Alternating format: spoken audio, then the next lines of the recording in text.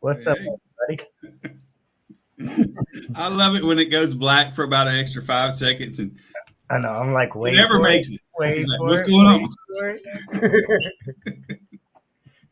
for on? That's hilarious. So, y'all, we got Carlos with us. He don't need an introduction. I do. I'm Billy. And that's Jimmy. But we all know who Carlos is.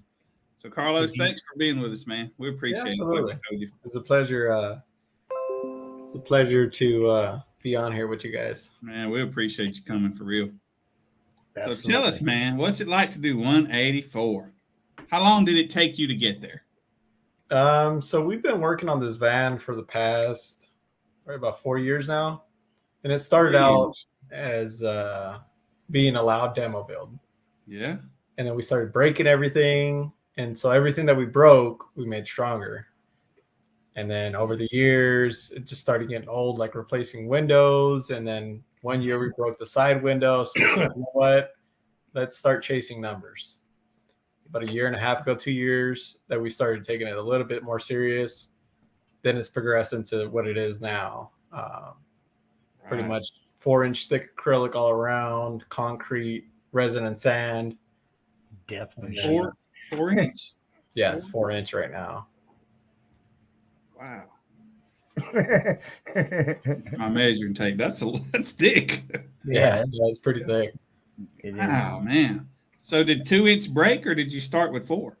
No, so you figure side windows, like the passenger side and the driver's side, we've always been about an inch thick to inch and a half. The front window was a 3-piece unit. It was 1 inch thick, and it never broke, but it moved. It flexed a lot.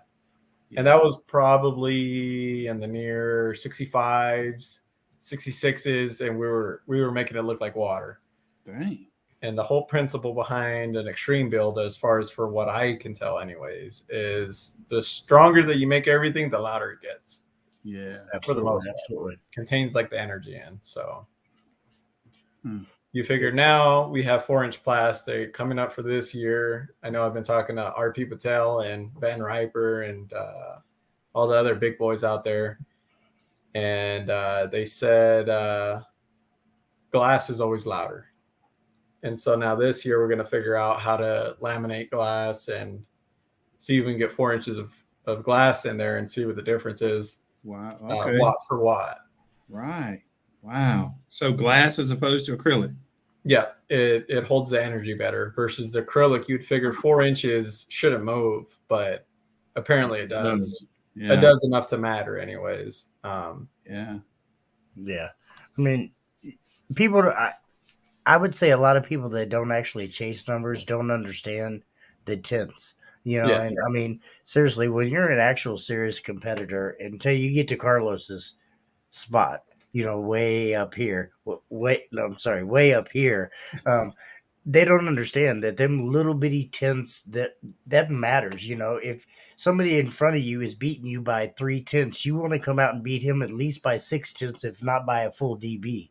And them 3 tenths sometimes are hard to get. I mean, it really is, especially out of a vehicle that you haven't went absolutely crazy with. Yeah. So, going to the comments, we see El Fuego. He's saying, how much does the van weigh? I think the last time we weighed it was about 11,500. But since we've added a decent amount of weight, we added a 1/4-inch plate, which I think is it's about a full sheet that we added, so it's about 350 pounds. Plus, we filled the roof with resin with about 3 gallons of or 3 5-gallon pails of resin, 3 5-gallon pails of sand.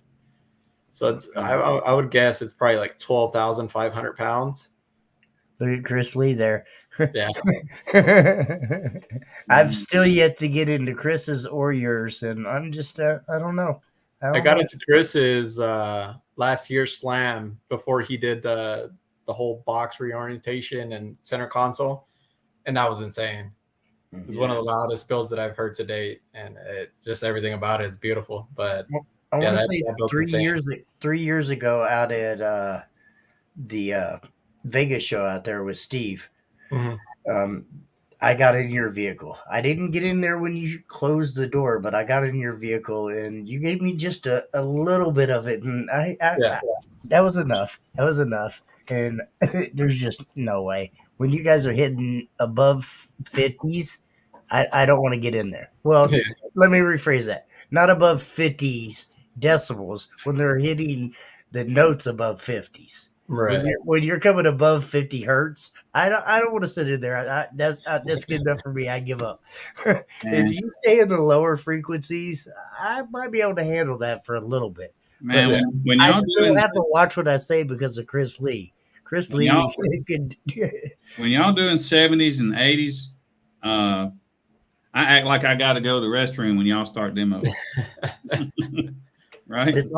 It's always been kind of one of them things that, you know, I want to get into Chris's, I want to get into Carlos's, but, you know, at some point in time, you got to know your own threshold. And I'm that dumbass that likes to sit in there and not tap out, and then feel it like 2 days later, just hurting. Yeah. So I don't know. I'm going to share my screen right here for a second. It's just a picture of the van's build, so other people will know what we're talking about if they haven't seen it. That is what it looks like now, Carlos. No. Yeah, that's subs all taped up, and yeah, that was finals run. Yeah, exactly. It's got a little sun right there, but that's pretty much, and that's 18s. Yeah, those are 18s. So they're 6 FI 3.9s, There's nothing special about them.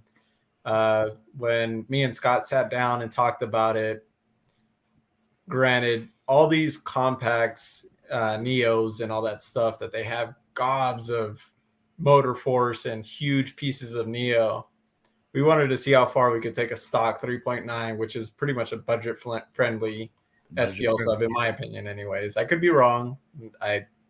Some people argue until they're blue in the face. I don't know. Right. I would agree. But we wanted to see how far we could take it, and so far we haven't hit a brick wall with these subs yet. Now, is this the same subs you had when we were out there? No, yeah. You had just changed to them.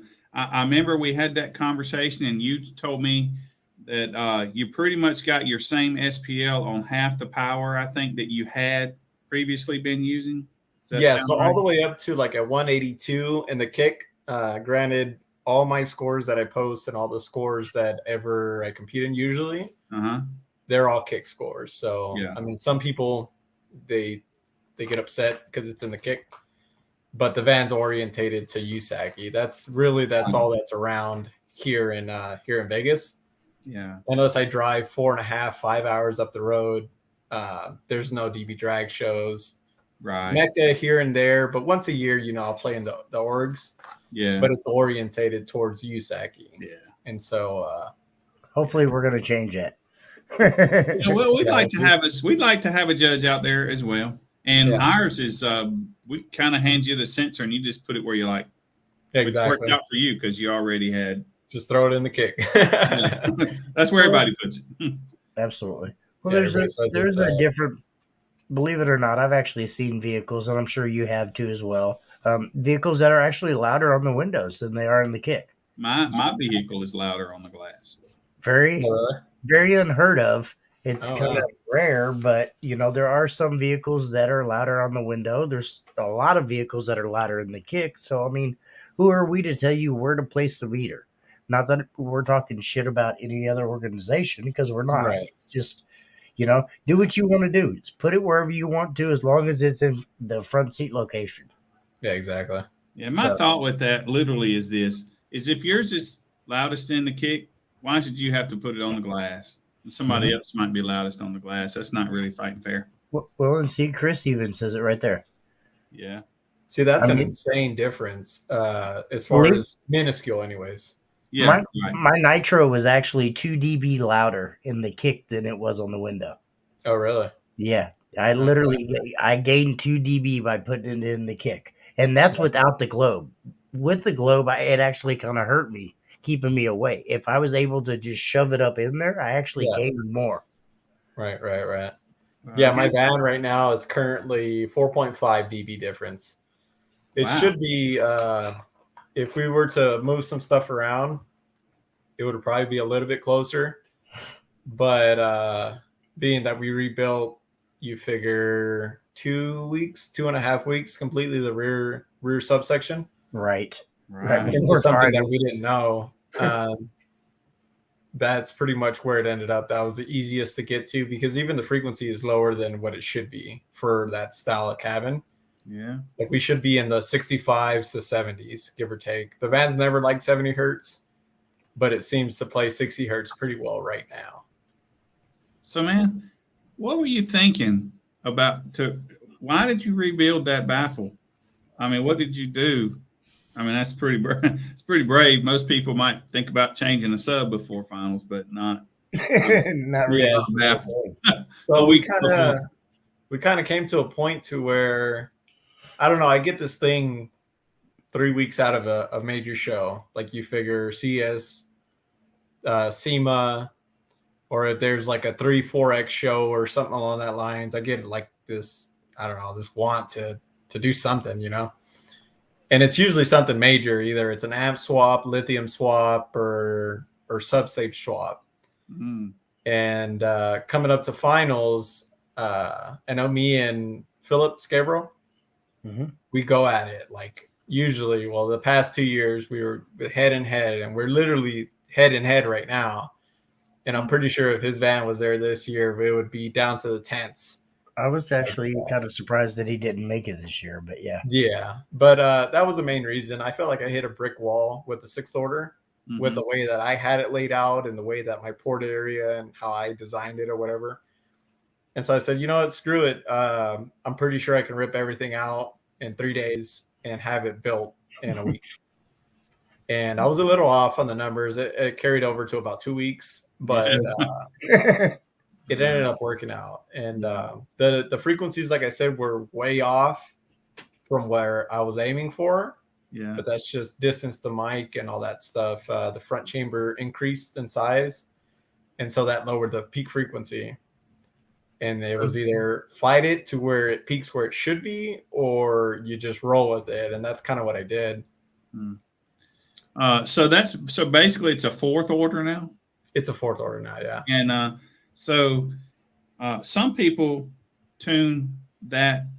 How did you do it? Some people tune it, to the behind the sealed side, right? Some people. Yeah. So pretty much a fourth order is the way it works, or any enclosure really. But so like a sixth order, the way that I perceive it, anyways. I don't know if it's the right way or to describe it or whatever. But your rear section pretty much dictates what your front has to be. So with that being said, if your rear is tuned to 20, your front has to be tuned to 40, so on and so forth. That's how I perceive it. Yeah. A fourth order, the way that I went about it was your rear section has to resonate at what your front peaks at. And the way that I went about it, you build a test box and you just throw your sub in there. Either you can guess or you can mathematically calculate it. But to me, like, if testing is everything. Yeah. If somebody tells me it doesn't work, I'll test it to see if it doesn't work. And that's how I went about it. Like, I made a little box, threw a number in there, and just slowly either shrank it or added polyfill. And then we ended up with what it's at right now. Dang. And it was close, but it wasn't exactly where it needs to be. You know what I mean? Yeah. So your rear space compared to your front space, what ratio is that at right now? Right now, well, with the test box, it was pretty close to 65 to 70 to 1.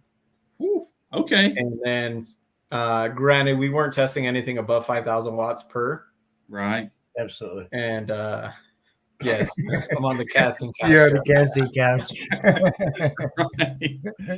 Right. If you look a little left, you'll see the leather. Right. Oh yeah. Here, for everybody else that didn't see that comment. Right. See, that's I don't pretty remember cool. what we're talking about. Ratios, yeah. Oh, the ratios, yeah. So right now it's pretty close to 20 to 1 if I would have to guess. 20 to 1. Yeah, that's definitely going after a particular frequency. Do you think there's more left in it? Yeah. So right now where it sits, I don't think the suspension on the subs is loading correctly with as much Gorilla Tape as we needed to put on it. Right, absolutely. And so I I think that Gorilla Tape in glue. It's shifting the coil at higher power. Could be wrong, but that's kind of my thoughts on it. Because one side doesn't have it and the other side is completely taped up. It's not completely taped in Gorilla. And so I think that's throwing things off a little bit. And you mean the surround? Parameters off. Exactly. Yeah, because there's more weight on one side of the sub than there is Hold the on, other. hold on. Let me get this right. You're changing the compliance with the Gorilla Tape by putting it on the I think surround? so, honestly, Yeah. yeah. Because the way that you figure the way It's putting more weight on one is side. completely around the sub. Yeah, I And got if one side's a lot stiffer than the next, I never thought I about think that. it'll shift it. Yeah, that'd be bad. Yeah, I would think. Yeah, well, I would think arc in the voice coil. But it or worked. something, It worked. What's up, Dan? right? You know, I had a little birdie in my ear tell me that he wanted to climb in the van. Yeah. Right? Get bolted in. Dan said that Right. nobody could tap him Yeah. out. I'll tell you that right now. I mean, he sat in the van last year with 16,000 watts, But you didn't bolt the door shut. but I don't think he wants to sit in the van on 100,000 watts. I don't. I Right. I love Dan to death, but I want to see somebody tap Dan out. Finally. I want to I see just somebody crawl over in tap that cubby Dan hole out. on the other side of Carlos's van. He coming out, I promise you. Or either he ain't, one of the two. Yeah. Look at him. Nope. We're gonna have a show here locally, the 23rd, I saw that. and we're gonna see what it does on music. Whether it blows stuff or what, I don't know, but we'll see what the band does. See if it can't do at least an 80 on music. Okay, Chris, I That'd want to be see cool to that see. too. Look, Chris has got Dan covered. Yeah. Oh yeah. I don't. I saw I saw a video of Seaport Showdown, and Chris was giving somebody a demo, and they had one of those SSA meters like I just bought. Mhm. And it was a 71, if I remember right. The guy sitting there and he was crawled over into the cubby on the, on the other side of Chris's van too. I'm out at I 70s. remember. I want to say it was 3 years ago at Steve's show in Vegas. We were out there, and I talked Dan into getting into Philip Scarborough, or I can't pronounce his name right, Yeah. but in his van.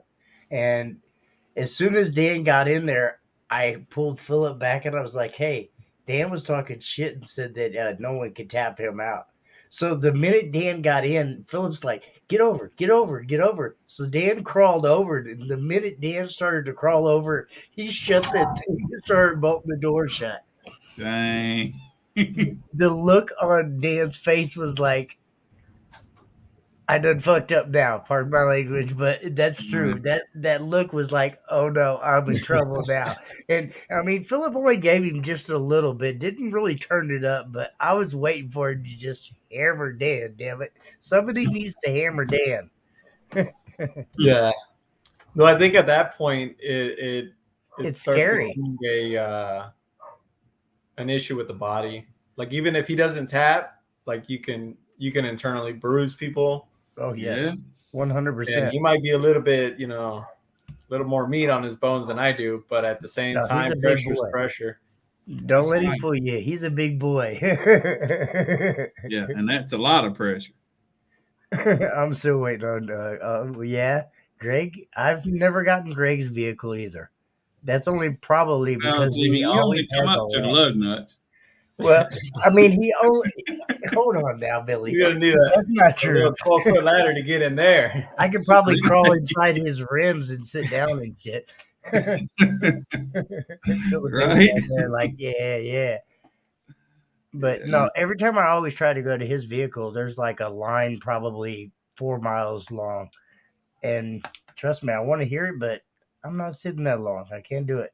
Can't do it. Yeah.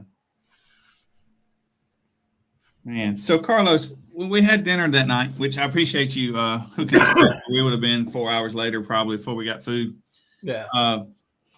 You said something that kind of made me think, and it probably make everybody else think. You said the sound pressure goes from the biggest area to the littlest, so like basically up into a corner. Yeah. Is that what you were saying? That's correct. Yeah. What do you mean by that? Thrown in. Yeah. So like I've found that whenever you have a build, typically it goes towards the smallest portion of it, of wherever. Whether that be the furthest point and the smallest, I'm not sure. Right. Yeah. Or what have you, but some people have even built little cubbies for Yusaki, and they were able to get louder that way. I haven't gone about it, but it's literally like a 13 by 13 box that's the furthest point away from the speakers, and they're able to gain a decibel or so just by doing that. I'm telling you guys, everybody, I think we need to get all the big boy. Are you going to Slamology this year, Carlos? We're flying out. We never drive. Will you be at Scraping the Coast? No, that's way too far, probably. It's closer than Slam. Slam's like 34 hours away or something like that. What about Scraping the Coast? How far is that? 26.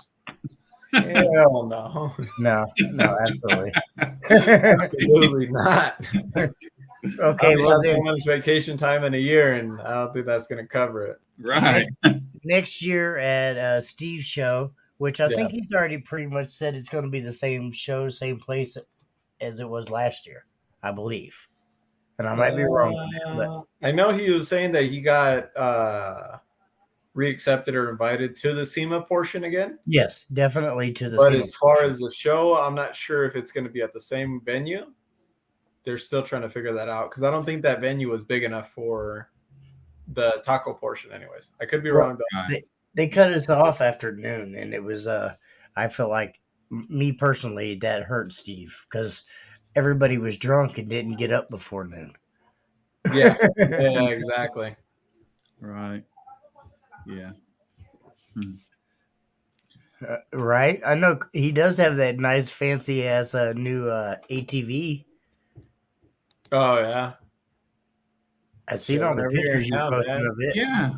Man, it looks like you have a lot of fun out there. Guns and ATVs and shooting ranges. It's a You got to long do ways something in the away. desert. Right. Yeah. You got to do something in the desert now that Yes. now that base season is over until next year.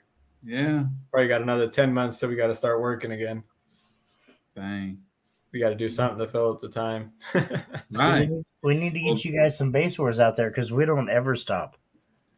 Yeah. Well, there's shows, Yeah. like little shows here and Even there. your wife said that. See, right there. Base season is never over. Right. No, we always have shows around here and all that stuff, but the main squeeze is in 10 months. That's when we start working and changing stuff. Right. Absolutely. Hmm. Absolutely. The rumor is Carlo has a. Hmm. I wouldn't doubt it any. Hmm. I'm still trying to learn this stuff. What are you trying to learn, Chris? I mean, seriously. You're almost at the God level now, and you're acting like you need to learn more. Seriously, Right. I hate I didn't get to make it up there. I'm going to be in East Tennessee and Benton, Tennessee, Saturday. I don't know how close that is to you, Chris, but then the following skip a weekend, we're going up to the High Voltage show. Not sure where it's at. It's up in Chris's area. Yeah, tell us about the new amps. yeah. So Everybody doesn't follow you on Facebook like me. hell yeah, Chris. You'll get it, and then once you get it, you'll be able to do it, no problem. That's usually how it is. There's like a wall that you hit when you get to an 80. When you get past that, it'll be like nothing. So the new amps, we were talking to Andy from DD, Uh-huh. and he's good folks, but mainly we were talking to him, and he was telling us about these M8000s that he has and how you can hook a ZVL to it, which is like I don't know if it would be considered a processor, but mainly your RCA inputs go in, as far as I understand, and it controls your crossovers, it controls your gains, pretty much the whole package, so you don't go amp to amp. Wow. And then you connect so many ZVLs in line to where it has all your amps exactly the same, like down to the 10th, which is really big because on the typical amps that I've messed around with anyways, not to say that there's anything wrong with them, but the way that they connect, typically I gain match always loaded. I never do it unloaded. Just because it changes with the way that the subs are loading and the resistance and all that stuff. Yeah. And so I always game match loaded. And typically I don't want to be pushing my subs 30 volts, 15 amps, give or take, 600 watts, 800 watts for a long period of time because it'll heat up the voice coils. Right. I was just thinking your neighbors too. Yeah. Well, typically when I test in my garage, nobody's complained yet. Wow. But that's the van voltage shut, and it only tests up to an 80. Yeah. They all know that's my set point. they all know they live next door to a legend, so they're like, "Oh, please, yes, knock my stuff off the wall so I can take pictures and say Carlos did it." Right. So pretty much, we were talking to Andy at DD. We got a tour of their facility, and we seen how the subwoofers are assembled, and how the Z's are made, and then also like all their amplifiers or carbon cones, how they come to be, and all that stuff. So we kind of decided to go with the M8000s, which are, I've seen personally them clamp 12 to 13,000 watts per amp. So you figure we'll start out with 12 amps, and then maybe we'll figure out if we can shove a couple more subs in there, maybe different sizes, and do 14, 16 amps. Wow. Yeah. Right.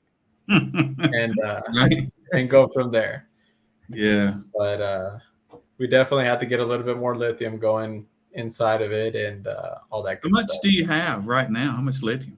So right now we have 270 amp hours of CMAX with 4 alternators going to the back, 4 320s, and it's clamping pretty close to 146,000 watts, or the old amp setup. Right. No, that's wrong. 96,000 watts with the old amp setup. Mm-hmm. And with the new amp setup, we should be just around 150,000 watts. Wow, that's crazy. With my Nitro, I had 285 amp of CMAX. Okay. 47500s. Oh, wow. And everybody thought that, that was crazy. That was crazy. Yeah. Yeah. Wait until they look over on your side. You got like 20 amps on the same amount. Yeah. Now, I don't know if it's definitely recommended or not. Granted, we are only using them for a short period of time, so it's probably getting close to its burp ratings, or burst ratings, I should say. Yeah. So if we are running it that hard, you figure.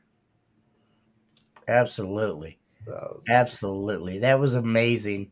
And I can honestly say, not trying to step on that, but I was like right there. I was live while he was doing it on his. Yeah, video. that's I what was I like, saw. "Oh, I got to get in there. I got to get in there. Sorry." It was amazing. yeah, that was insane. And I've ran that van so many times, like back to back or at other shows. But during that Port Wars run, like that's the only reason why I was rushing, because the next time slot was 30 minutes away.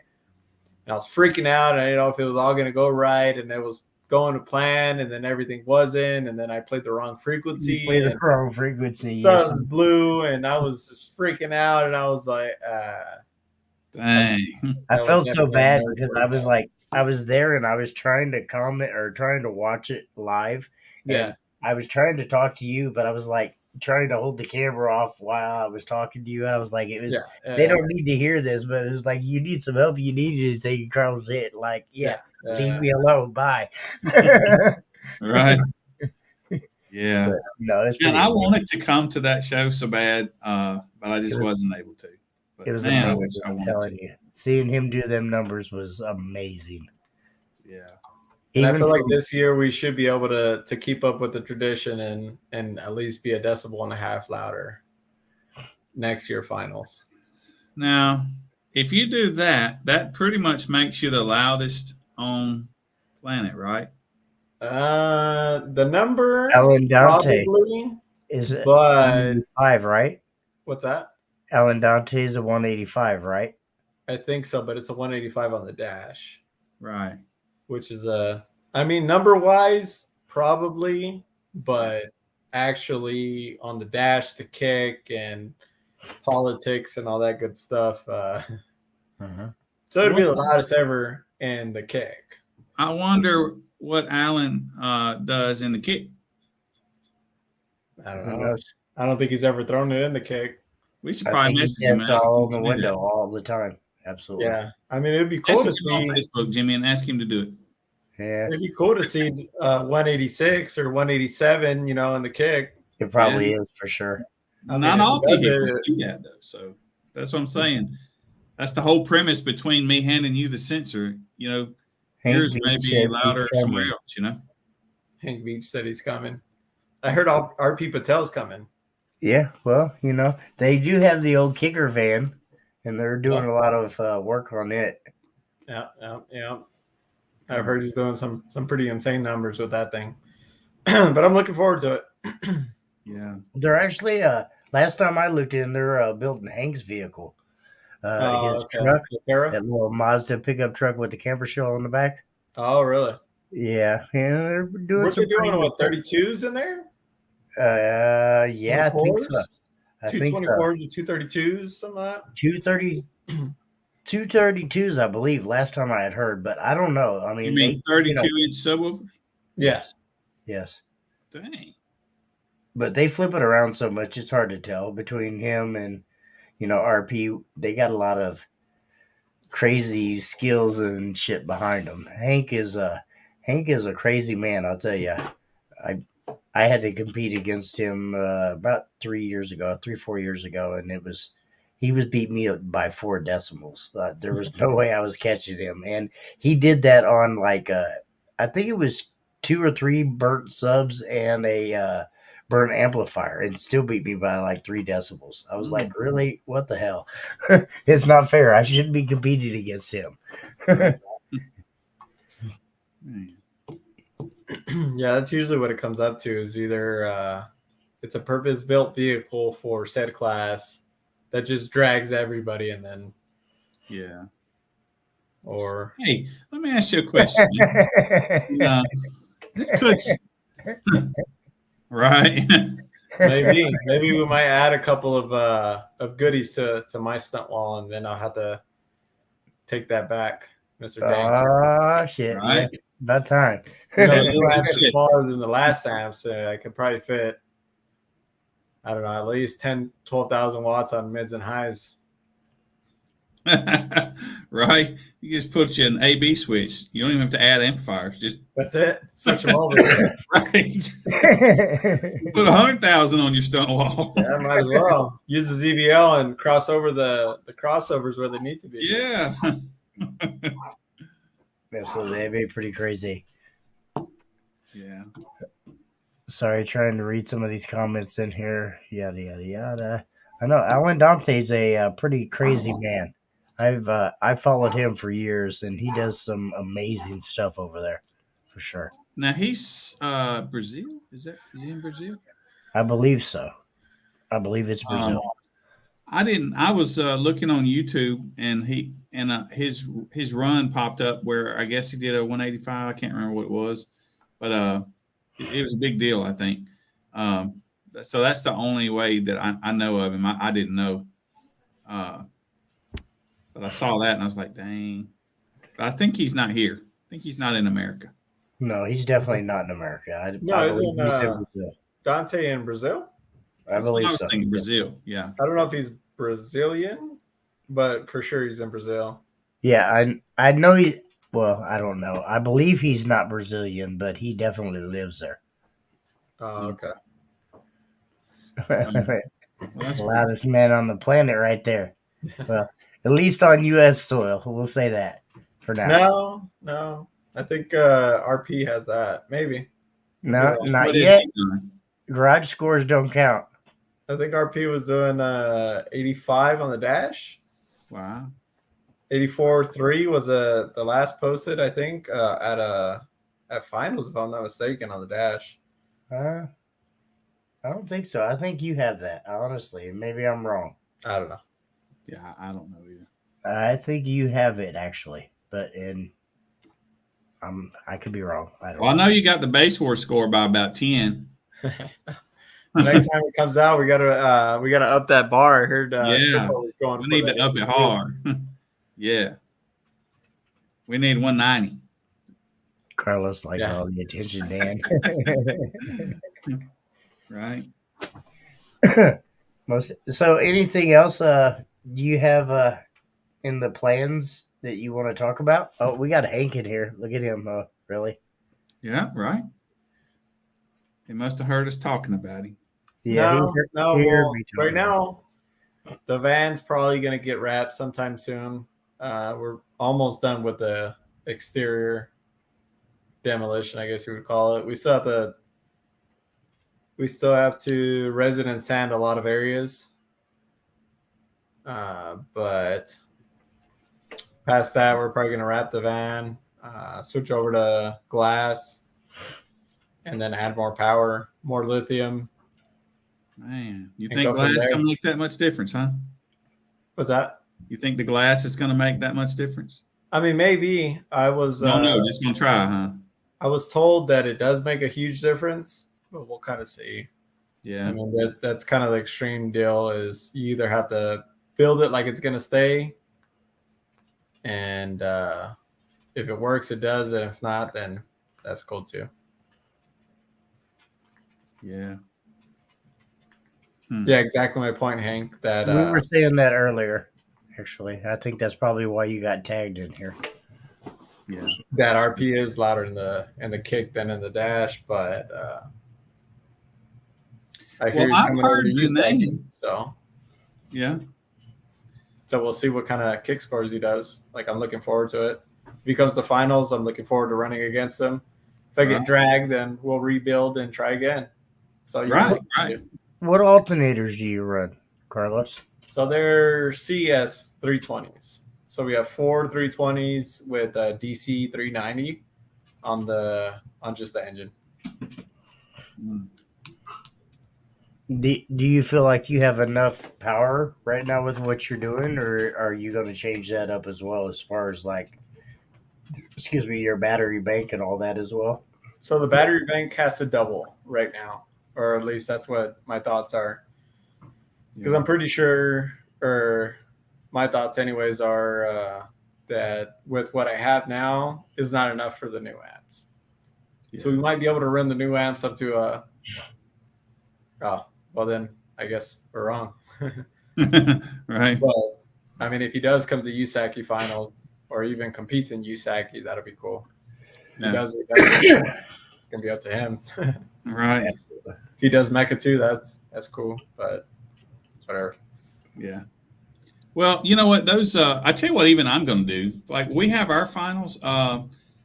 DB Drag put their finals on the same day as we have our finals on, right? So Right. I decided that if they video their run in DB Drag, I'll count it for ours, so that they don't have to worry about picking. We don't have that many crossover people, but if they want to do that, they just have to pre-register to do it. But my point with that is, most of the meters are the same. They don't really read differently. Right. So we can just do it all over the country, you know? That'd be cool. Yeah. So that's the reason I decided to honor that with, if it's a run at DB Drag's tent, somebody videoed it from start to finish, we'll count it. Now, when you're saying that it can cross over or what have you, how would that work as far as would it have to be like on the same date as your finals is going They on? are the same date. They're on They the are same the day same as day, us. yeah. And the way we're doing our finals, Jimmy's going to have a spot in Kansas. Robert will probably have a spot in Florida. We'll have a spot. Jordan will have one somewhere, Mississippi, Louisiana. Not sure if we'll have a Virginia spot yet. Yeah. Wherever we have lots of shows at, those judges can have their own finals there. They're going to stream it to me, and I'm going to stream it out on this Via live. and put all the scores into one computer and broadcast all the scores. So you might be standing in Las Vegas competing against somebody in Mississippi, Okay. but you'll be able to see it. Isn't that how DB Drag used to be? They used to have a satellite. I've heard they did that some time ago. Yeah. Yes. But yeah, Jeremiah, are we going to have a West Coast baseboard location? We need a judge over there, and then you can absolutely have one. Right? Carlos, are you I got busy? a tent. Carlos is like, hell no, I got too much I going on. I don't pick on any new projects. The van has. I've got a Just tent downstairs waiting to take it out there. RP will only turn it up for DB Drag. Any other Oregon, he won't waste time. I guess that's kind of up to him, right? Right? He can get up or he doesn't turn it up. Right? That's cool. You know, Yeah. we're not trying to replace any other orgs, but there are better ones out there. Just saying. Yeah. At the end of the day, it's all opinions. It is. It's all just fun to me. That's all we care about. Make it fun. Jonathan Price is a West Coast judge. Right. Another busy man. Yeah. Absolutely. Yeah, he's too busy in his sitting in the coolers in the morning trying to get his ice baths on and taking photos of them. Yeah, that's got to be cold, man. Yeah, he's a crazy man, but he does what he does for sure. But I mean, past that, what's coming up in Base Wars? What do you guys got going on? Man, we have a lot of shows, man. So most all the big shows that we're going to be at this year. So we have that. That's really about it, man. And then we have our finals. We're just trickling along. Slamology Yeah. will Are you be. Yeah, gonna we're be doing on Slamology. Yeah. Yes, sir. Oh shit! Yeah. We're flying out to Slam, Mhm. but we'll definitely be around the tent and see Yeah. what you guys are doing and check you guys out. Come on over there, hang out. Maybe RP will run in Base Wars and Yeah. throw it on the dash and see what it does. It'd be Right. kinda cool. Vegas needs Base Wars. We want to be out there, Greg. Hopefully, it's going to happen eventually. Yeah, man, I know it. I want to be out there so bad. Put it this way, I have those tents, and like I got them all placed, and there's one that I have steady, just sitting on hold for somebody, either Vegas or California. Well, it was worth a try, Hank. It was worth a try. Right? Yeah. I mean, I understand, but it is what it is. I think we need to recruit this guy right here. I think we need to recruit him. I was just saying, Sorry. fucking Dan. I love Dan. I love Dan's ass. He's so funny. Yeah. Hmm. So, sorry. Do you expect to? I mean, we always expect to gain or go higher every year, but I mean, realistically, where do you find yourself at by next finals? So next finals, I want to be a DB and a half higher. Got a goal of a DB and a half. Whether if we could pull it off or not, granted, mathematically and all that stuff, you're supposed to be able to gain 3 DB off doubling power. But whether if we can pull it off a DB and a half after all that extra heat in the coils and all that good stuff, or if the soft parts even hold together at that power level, then I'm not really sure.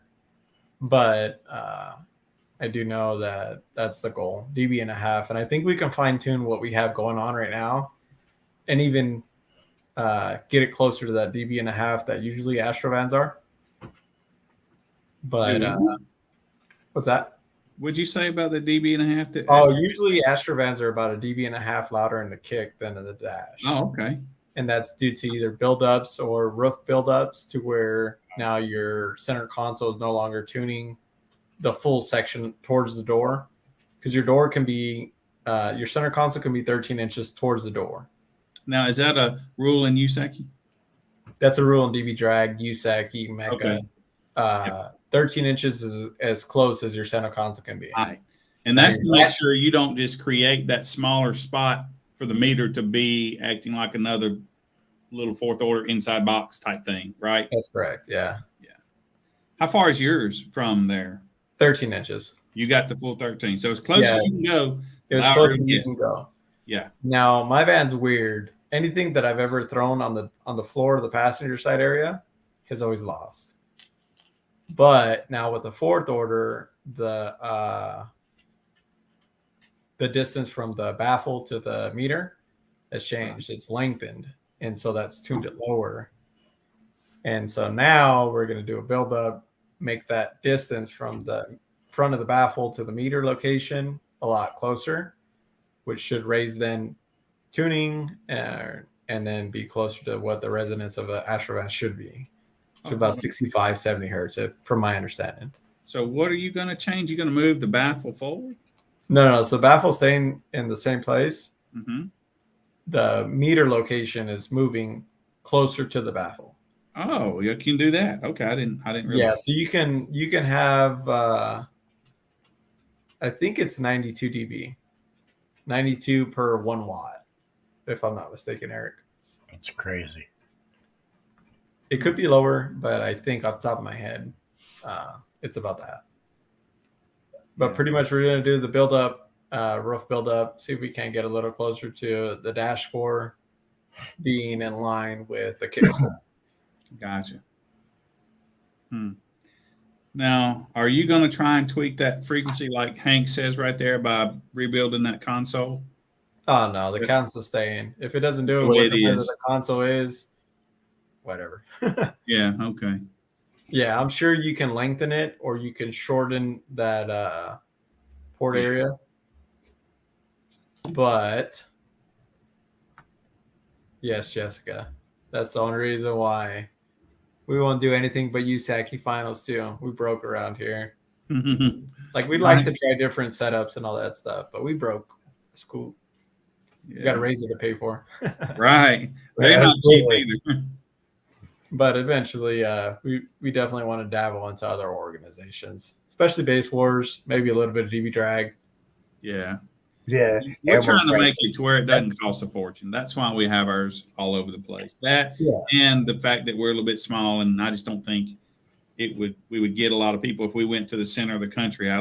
We get all Jimmy's people. Yeah.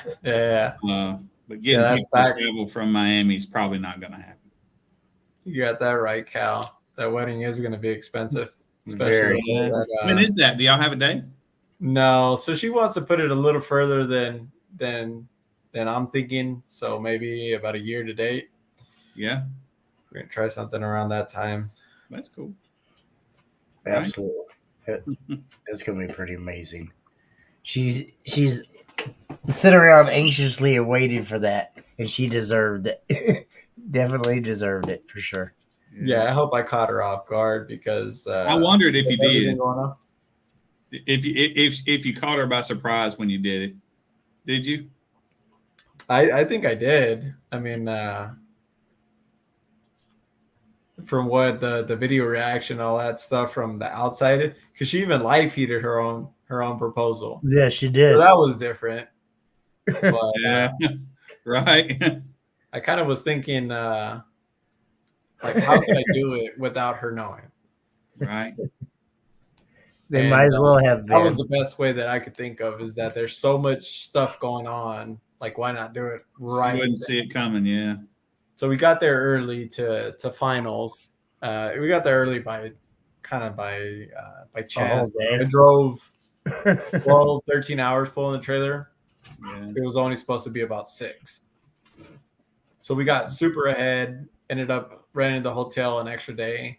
Then I talked to Janissa, which is one of the owners of USACI. Yeah. Let her know the plans, asked her, I said, in your opinion, what is the best time for the whole deal? Because there's time slots, and Yeah. I don't want to do it in the middle of the day just because there's more people around, just to piss people off because they screwed up their time slot or whatever. Right. And I was like, what if we do it during awards? What if we do it after? So you know what? Let's do it after the run. And then she's like, okay, well, you have to be the last run. Right. Like, okay, what if we're not the last run? She goes, well, we'll make your slot then. Don't worry about it. Okay. Cool. Yeah. Yeah. Now, how do I come up with a lie to tell her, like, why we're the very last run of the day? Right. I was like, you know what? My dad's driving in, and I don't want him to rush, which it was true. He left like at 4 a.m. to be there. So it's like 7-hour drive for him because he's coming from Houston. Mm-hmm. And so we still had plenty of time to test the van, which did nothing really, because apparently it still played the wrong frequency. All day we were testing 60 hertz, and it was just back to back to back. We would change something and it would go up. We'd change something else and go down. But it was 60 hertz. Come during the run of the Port Wars, which didn't even matter to me. Like I was just freaking out. I was like a horse, and this is all I did, little blinders. Yeah. I seen on the screen 65 hertz, and I was like, that seems like it's wrong. Let me go one frequency higher. So at the end of the day, I ended up burping 66 or 6 hertz higher than what it should have been. Oh, That's what I think. I could be wrong because it goes away from the peak frequency of the van. The power levels shoot through the roof, and I would assume there's like 18,000 watts per sub Oh, resonating wrong, yeah. and it blew the surrounds on 5 of the subs and creased one of the cones. That hurts, man. But at the end of the day, we have Gorilla Tape and CA glue and activator, and that ended up working out and held pretty much all weekend. Dang. Right. Yeah, so we were able to do 5 runs throughout the weekend and almost averaged at 84 besides the first Port Wars run. So that was cool. Yeah, that is cool. That is cool. Amazing work. It was badass to see. Actually, you put up all them numbers and everything that you achieved and worked for. It was pretty cool. Well, thank you. Definitely appreciate it. Yep. I was gonna see. Can't remember what I did. He did a world record. Unfortunately, I was busy on the other side, and I had waited all day just to see him do that world record run. Oh, did you? Yes, yeah, and I missed it. Yeah, so I mean, I seen the inside, and I seen everything else, but when you did your world record run outside, for some silly reason, I missed it. I was like, "Damn it!" So, Yeah. but that was pretty amazing as well, too. It'd be cool if we did a wedding with a base comp on the side of it. You know, maybe we could set something up with Billy and Jeremiah or something. That would be fun. Jay Graham, no, I will be at Scraping the Coast that weekend, so that's not going to happen. Sorry. Thank you, Michael. Well, I was gonna share a photo with you guys, but I lost it. I don't know what I did. I did do that. It was gonna So be- does any of you guys have, does anyone out there actually have any questions or comments they'd like to ask Carlos? Because I know we don't get to actually talk to him very much. I'm like a little crab just in my corner. That's a bummer. Really wanted to share that.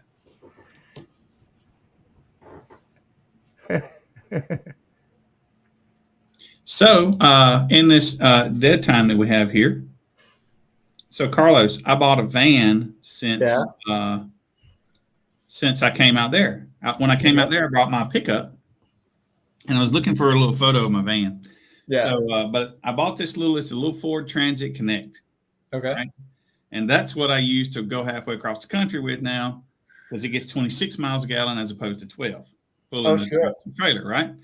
Okay. So these subs right here, I have 12 of them. I've had them for a long time. Got them in about 06, something like that. They've been in the closet. So I'm going to put these 12 subs in that Connect. Okay. Right? And so I was going to show a photo of we're going to design it on this show. We're going to do it from start to finish with what the people on this show say we do. We're going to do it, right? Yeah. So whether it be cage. Yeah, it'll either be sealed or ported. No. Steel cage. Right. Oh, yeah. Well, the shell? We don't want to go back to 12. No. 12 miles per gallon. Oh, yeah. Right? Well, I mean, if you did thinner gauge steel, you could get away with a single layer baffle. Right. And the weight of wood versus the weight of steel, granted, you would think the steel cage would be so much heavier, but it's really not. Really? You figure a sheet of, Baltic birch, if you were to go with the bougie stuff, it's about 128 pounds, 115 maybe. Yeah. If you traded that for steel, your steel won't break as long as your weld's on. Right. And so if you did a single layer steel steel shell, then you would save weight there on the outside. And if you did steel bracing where the subs are, regardless of your layout, you can get away with less layers for the mounting surface, less subflex, you don't break baskets, everything stays happier. But there has to be a balance. Like if you go crazy, then you end up getting less than 12 miles a gallon, I think. Right. I think you're right. Well, I don't know what the X Max on these old subs are. Yeah. But I don't think we're going for world record here, right? Okay. Yeah, I think we're going to just be hopefully running across the country at about 158 to 162 That'd be decibels, cool. you know? Yeah. Oh yeah. Yeah. But anyway, so yeah, that's what we're going to do with these old subs. But we're going to build it on the show. We're going to design it all. That's Oh, pretty yeah, funny. looking forward to it. Right. The reason why we went lithium instead of caps, there's really no reason. I mean, I don't know. We just had the Have you opportunity to run C-Max, Have you tested caps versus C-Max? not on burp applications. So on burp applications, I heard they walk on Old Tech AGM, but I'm sure Travis Young, I think he has testing of He does. at least the resistance of a capacitor bank versus lithium. And then you can go into the different chemistries of lithium, and some have less resistance than others, and discharge properties The recharge and all rate. that stuff, and the recharge rate. But Yes, sir. as far as where we're at right now, the lithium seems to do what we need to. Mhm. As for what the future holds for the van, I'm not entirely sure. We might mix it, do like capacitors or super capacitors, and have the best of both worlds, I guess. At one point in time, I had C-Max and caps with mine. So, I mean, I know you can run them both together safely and have no issues. Yeah, just as long as the caps are orientated correctly. Then at that point, they're just they take the brunt of the hit up front, and the lithium backs it up. Yep, absolutely. Danny, we were charging at 16.8. The impedance was starting at 3.5 or 0.35, and it was rising to 0.923. Damn. Voltage drop was pretty close to 15 volts, if I'm not mistaken. It could be wrong because it wasn't really paying attention to the apps. But it's probably around that range. We clamped pretty close to 96,000 watts. I think number wise, it comes out to about 7,000 amps of discharge. And that's kind of where we ended up. That's crazy. That is crazy. That is crazy. We have is it Jay? Jey. He says, Carlos, stupid question. Do you want to go louder, or are you happy with where you're at? I'm happy where the build's at right now, but I definitely want to push it louder. I want to try and see where we can take it this year. I definitely want to be in the 85s next year for USACI. That's only 0.6 away from where it was, but I definitely want to be deep into the 85s to see where we go. I mean, nobody chasing numbers is ever happy with their score. They're going to keep going. They're going to keep rebuilding. It's kind of like indefinite. It's an obsession for sure. Yeah. That's the fun of it. Yeah. For a lot of people, the fun of it is chasing numbers, 100%. Yeah. And the funny thing is from where we started to where we're at, it's kind of always been besting my number. Like, it's cool that other people do amazing numbers, and I'm proud for them. But it's always pushing myself to beat my old score. Because if you go backwards on your own score, that kind of sucks. Yeah. Yeah, that's a lot of work for nothing. Yeah, maybe, Dan. Maybe I'll reorientate the cabin to play a couple of music tracks. No, he won't. No, he won't. He's going to stay right where he's at. He likes chasing them numbers. No doubt. He's going to retire, then go louder. Yeah, he's going to pull a Brady on us. I'm retiring. No more. No more. Okay. I lied. I'm coming back. One more year. Right. Okay. Now I'm really retiring now. Yeah, no play. Okay. One more year. So when you retire, do you not post your progress and changes until you come out of retirement, or Right. Yeah. or you still post them but retired? No, you got to just come out of a big surprise and just blow okay. everybody out the water. Yeah. In that case, we're retiring for the year. Right. Yeah, I think if I retired, I'd still post them and let everybody sweat it. No, that's the fun part about it is, I mean, when I was chasing numbers, I never actually gave it the full tilt until finals. Oh, really? I always held back. I always held back. So that's why you think I always sandbag. That's what it Yeah, I is. mean I that's finally figured you out.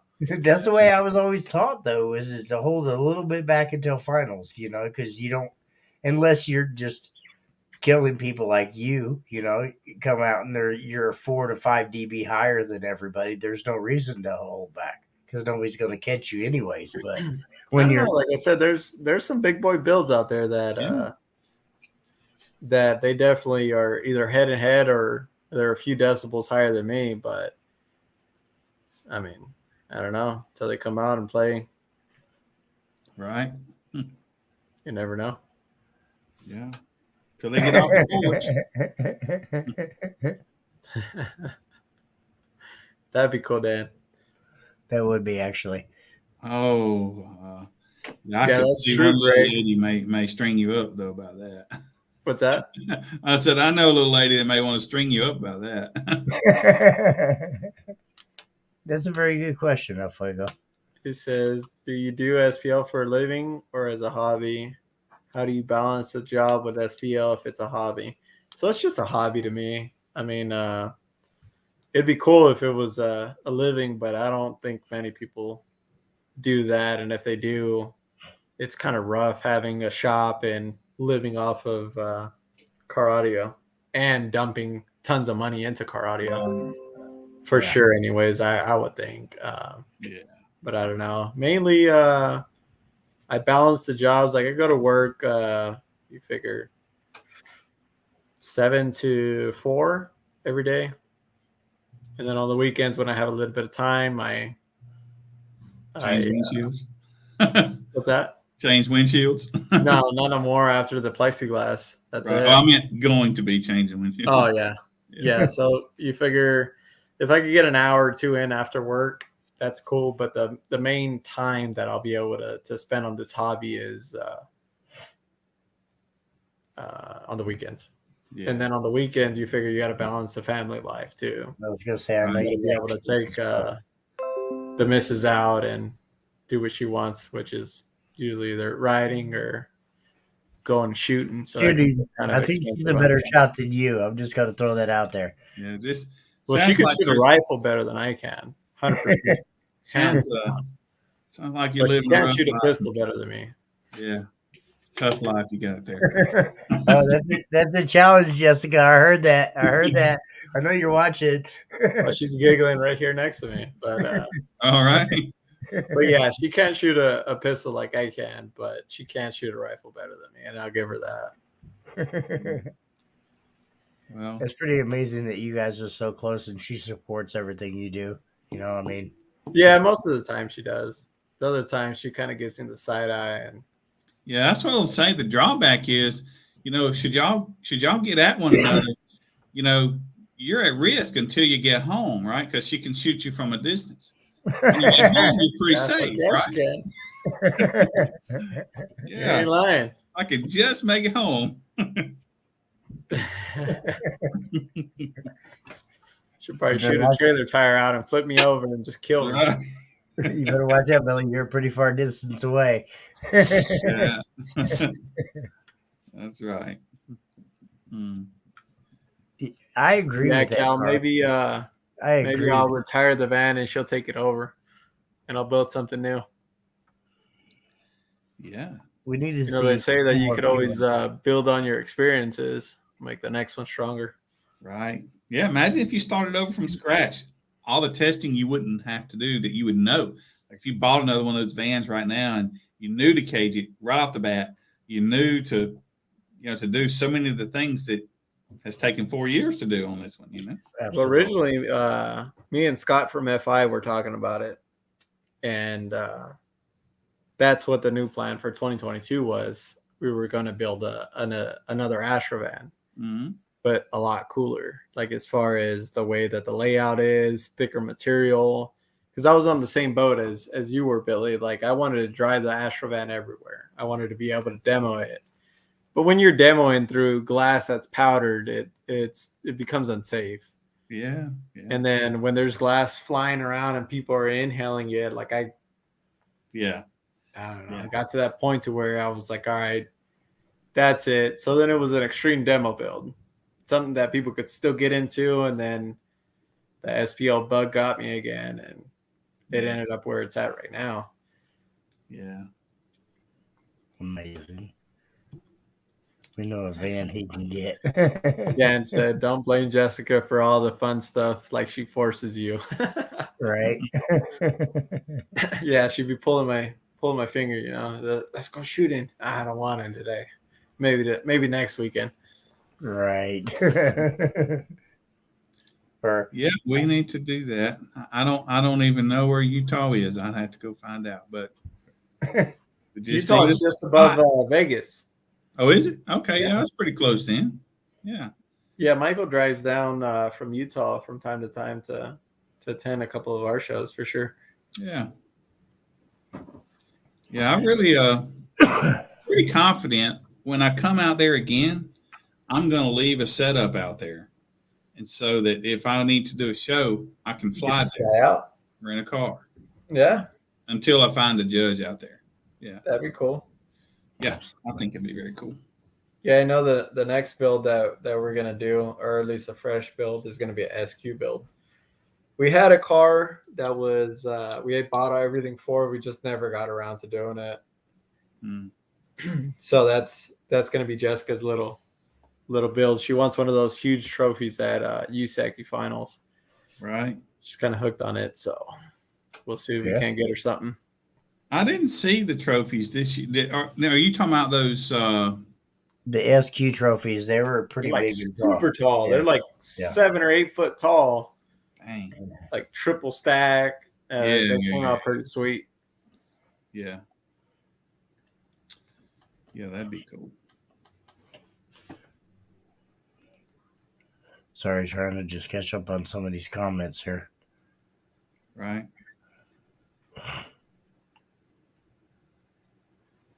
They're like 6 Jimmy Tall. Thanks, Dan. I appreciate it.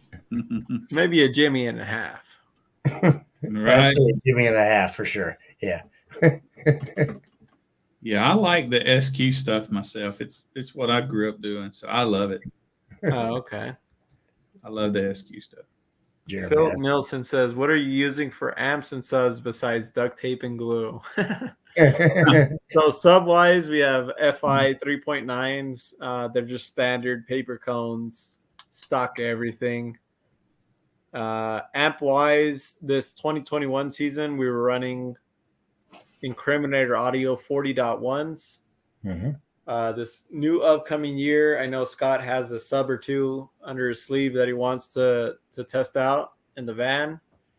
So we're going to be running the new FI sub that's still not on the market yet. It might not be on the market, but we'll see about that. And DD Audio M8000s. 12 How many? for now, unless How we many? do 12s, and then we'll do 14 M8000s. That'll be cool. Is that a new amp? I thought they had the M5 was They their had the biggest. M5 was a while ago. It was Yeah, like- so the M5 was a previous model, if I'm not mistaken. Okay. They came out with the M5A. Uh-huh. Could Okay. be wrong. But then now they have, I think, M2000, 4000, and 8000, if I'm not mistaken. Okay. All right. So it's a lot more compact of an amp. It's about 30% less square footage. Dang. But like I said, based on the tests that we've seen, and the square footage as triple inputs, and all that good stuff.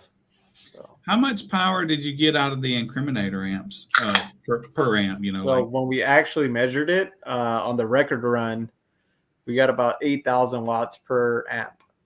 And So that was a- 16,000 per sub. yeah. And that amp what's it rated at? Is it rated at 8,000 or was it rated at? It's rated at 4,500, if I'm not mistaken. Okay. And you were getting like 8 out of it. Yeah. Yeah, that's pretty good, in my opinion. Yeah. Yeah, absolutely. Right. Yeah. Hmm. Okay, so it's rated at 4,800 watts.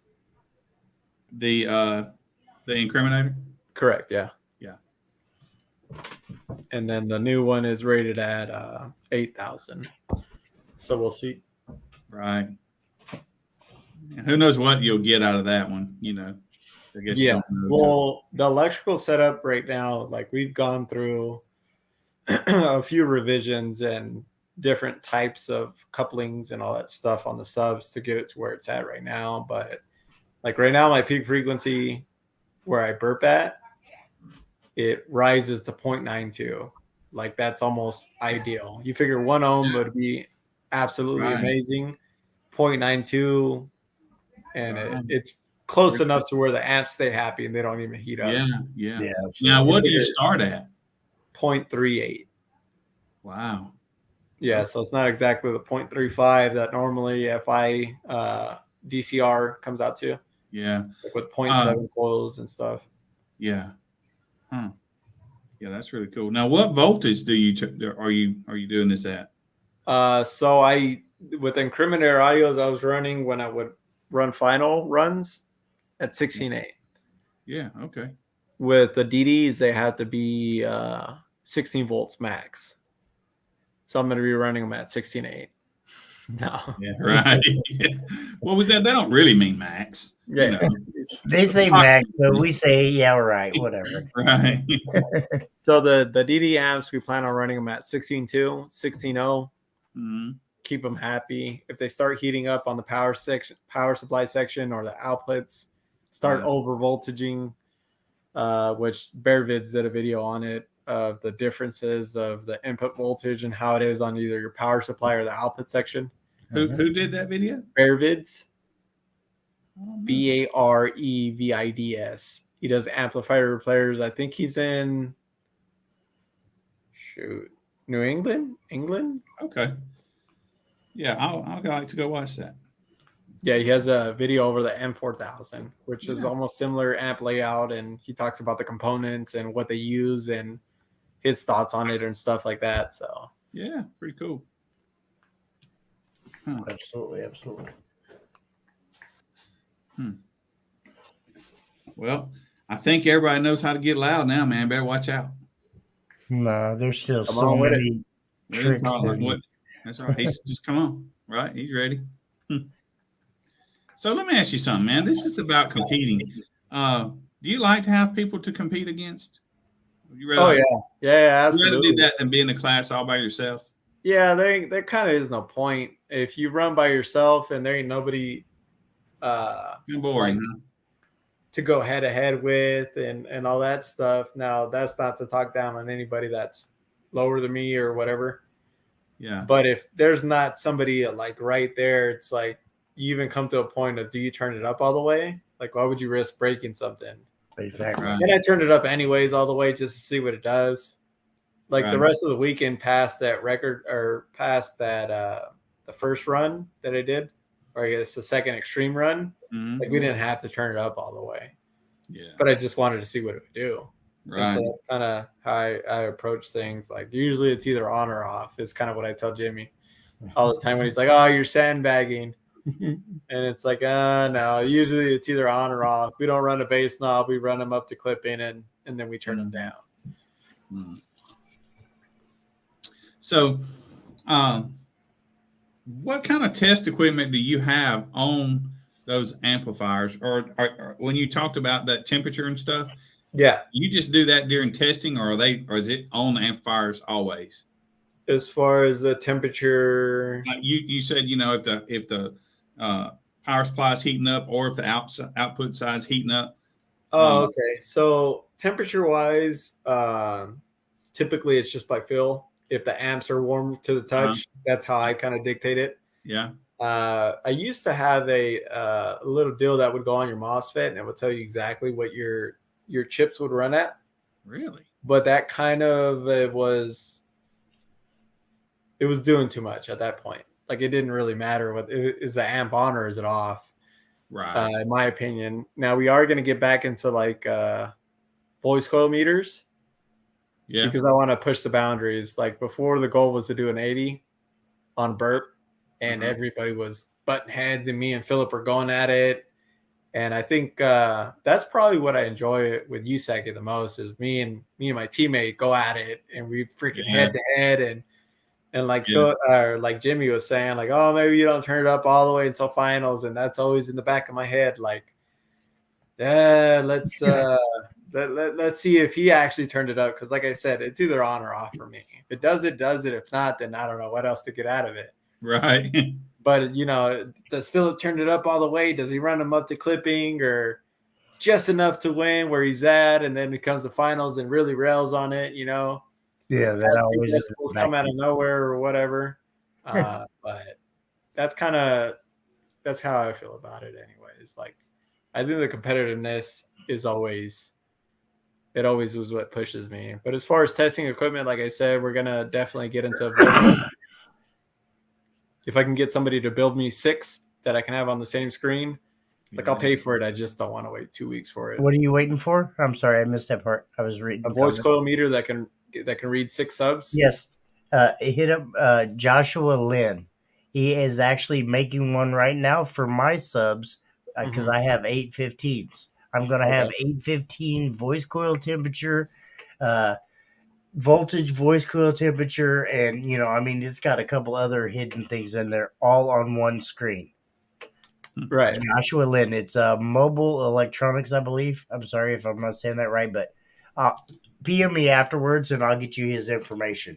Trust me, it is the next big thing, because I got tired of waiting on somebody else, and I'm not going to say his name, to make a voice coil temperatures for my Nitro, and I reached out to my other buddy, and he started making them, and then he realized that he could put more than just 1 or 2 subs on that screen. I had, at one point in time on my Nitro, I had 4 different subs on there, and I could see the heat sensors on all the subs, and I could tell, unloading issues, a lot of other things that people don't realize that you can get from that. And it was very helpful for me.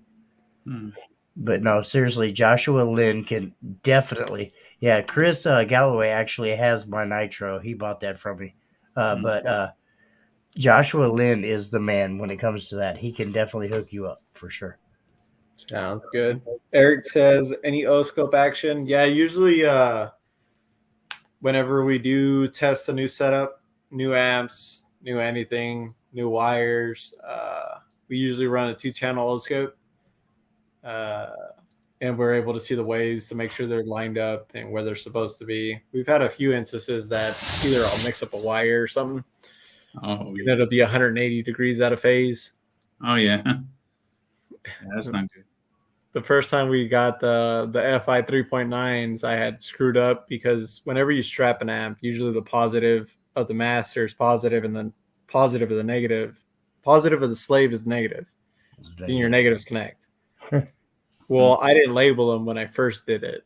And so I thought everything was in line when I first hooked up the subs. And I went pretty close to full tilt, and 2 of the subs are going the wrong way and the other 4 are going the other way. And it started to stink inside that cabin for sure. Yeah. But other than that, we flipped around the wires, and 230 Celsius? Yeah. Fahrenheit. They don't start to stink at 230. You get them up to like 350, I think. I've had them at 375 before I slinkied them. Yeah. And I know that because I've watched it say Duke. Yeah, for sure. Yeah, great Corbin. One of these days we have to set up a date and go through your amps to see how they are. I bet you Greg would gain. I bet how much more can that man gain, though? I mean, he's doing amazing things. Everything. Build. Yeah, phases. It's everything. You're right. If one sub is off, it'll drop your score. Like, put it this way: at finals, when I reconed a sub, I did the whole backwards thing again. You would figure I would learn by now, but I didn't. I had one backwards, just free airing 20 hertz. You can noticeably tell the difference at low volume. Dang, at low volume even. Yeah, at low volume. That's like not even 5 watts of speaker, and you could tell a difference. Wow. Chris, I could tell you plenty more secrets about that Nitro that you don't know. When I sold it, I was doing a 164 on burp and a 162 on music. Yeah, there you go. Sam Sam Bernard. I don't even want to butcher his last name. Verbiage, yeah. Yeah, I'm gonna check that out. So hey, I just have a couple more questions that before we get off. Who does the box design? Do you do it? I wouldn't even consider them a design, to be honest with you. It's Yeah, just that's on because there. you've probably been doing it forever. But like that sealed side, right? Is that small as you can get it? Is that kind of That's a stab in the dark and testing. yeah? That's kind of where I ended up because I built a box kind of what I thought it should have been. Okay, And so then that's kind of what I'm asking right now. Why did you think that? What's the thought process on that? I mean, I know some other people, and they say just make that sealed side as small as you can, and go to work on the other side, and that's where Right. that way you got the most compliance for the sub. Yeah, Right? yeah. So I was just curious what you So did. if you make it as small as it can possible, that will give you a certain resonance frequency, right? The frequency. But also, if you're too big, it throws things off too. So it doesn't react exactly. And what I'm talking about that as far as all that's concerned, like on the TermLab Magnum, it tells you your rise. Mhm. And on a sealed section, the way that you can tell where it's tuned at is your highest rise. Okay. And so if you're able to test it, it doesn't have to be with the TermLab. If you use a voltmeter and an amp meter, you can find rise. Yeah. Absolutely. Voltage times, or the voltage divided by amperage, is it? Or is it backwards? Yeah, that's right. Well, you're right. Absolutely. And then, so pretty much that's where you start out. You make a box as big as you can, or as big as you think it needs to be. Say you start at 2 cubes on an 18. Mm-hmm. And then you just go shrinking it. You add 45s, you deduct that from your total cubic foot wise. Mm-hmm. You add more pieces of wood until it resonates where you And want this it whole to. time you're just comparing the the resistance. Exactly. Like screw what it's doing on the meter, screw what it's doing anywhere else. That's all I was going after is that one number when I would burp a certain frequency for it to be its highest peak. Okay. And you can do that with, it doesn't even have to be SPL orientated. Like, so you figure for an average fourth order, you want to be peaking about 43, 44 hertz. So if you do a 2 cubic foot box and whatever driver you have, like granted that if you go to like a 15, I'd probably drop it down a little less, but you could even start at a 2 cubic foot for 15. And if you're resonating at like 30 hertz, you need to reduce the volume. Now, whether you add 2x4s, bring it up. Yeah. So like the smaller it is, the higher it goes. Yeah. So if you want it to go lower and play a little bit more bandwidth and all that stuff, then you make it bigger. Yeah. Some people add polyfill into it when they have their subs inverted. Polyfill is kind of a little tricky when you have them facing the right way because then it can go into the voice coil and catch fire and then you're kind of screwed. Yeah. Yep. But yeah, that's kind of how I went about it. I just thought of a number, 19 by 19 by 19, huge box. Mm-hmm. Tested the resonance. Once I figured out where the resonance was, if it wasn't as high as I wanted to, I reduced the volume. Once I got it to where I wanted it, then I multiplied it by 6, and that's how I have what I have now. But Okay. I mean, in that same sense, so that's knowing your vehicle and knowing where you want your vehicle to be. That's kind of where you want your vehicle to be, but the vehicle doesn't really matter. Right. He was probably not even doing this in the van. Yeah, exactly. I was doing it on the side of the van. Jumper leads going to the sub. It doesn't have to be in the enclosure for you to find the resonance of the sealed section. Because you're finding the resonance of the speaker, really. Exactly. Speaker box together. Okay. Okay, that makes sense. So you take whatever numbers you learn from there and you multiply them. Now, granted, I can take that same test box and throw it into a buddy's truck and it'll resonate differently. Yeah. Just because of how the cabin is. Yeah. But that gives you a starting point to where you can start. Right. Chris says, how do you do the front port, driver side, center? So that's kind of your front loading wall in a fourth order or a sixth order. Usually driver side port most of the time meter's better because it's further away from the meter location. He So has you're driver able to side get- port with 15 or 415s in it. Yeah. So It's you're fine. able to get closer to your ideal distance from your baffle to your meter location. Center port usually loads the best from my experience. I could be wrong. But because it's in the center of the vehicle, it gives enough time for that exiting pressure to either go to the right side or the left side. Top port and bottom port, I haven't really played with too much. So I can't really speak on it.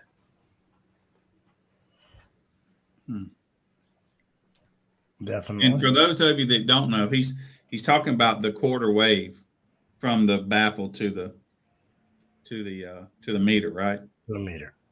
Yeah, see, if I knew the equation to that, I'd probably talk about it more, but I don't. Like, I know that it exists, and I know there's a math behind it. Basically, sine wave does that, and where you want to be is at that peak, right? Because that's where it's loud, and that's a quarter of the whole wave. So Okay. if the wavelength is 50 feet long, let's say, your quarter wavelength is 12.5 inches, let's say. That's where it's loudest as far as an amplitude. As far as Now, the how do wave you come goes. up with the distance as far as the wavelength distance? Yeah. Is that So by if the you're hertz? peaking, if you're peaking at 40, then you want to be at 10 feet. Oh, okay. Quarter wave, yeah. It's called the quarter So wave. the hertz translates over to distance. So if it's Right. 60 hertz, it's 60 feet away. No, 60 hertz. There's a calculator, Google Okay. and all that, wherever, and it's so you calculate the wavelength of a 60 hertz note, right? And that's going to be shorter at probably 25 or 30, feet. And so you want to be a quarter of that, Okay. 0.25 times whatever. So what does he have in his daily driver? He has a nice Dodge Ram pickup truck that he drives daily. Stock Alpine setup. Yep. Okay, so I did see this calculator on MC Squared Design Studio. Apparently, 60 hertz has a 226 inch wavelength at 18 feet. 220 at 18. 226. At 18 feet. 226. Divide that by. There's a constant that you got to know. It is the speed of sound, I think. Oh, is it? Yeah, I think it's lambda equals V over F, which is the speed of sound over the frequency. Okay. Billy's getting technical on this. Well, that's what you got to do. That's what he's doing. That's what Yeah, so that's all formulas that who knows. yeah. Speed of 11:30 sound. a second. Yeah, speed of sound over the frequency. That's the wavelength. Leave it So in divided by your frequency.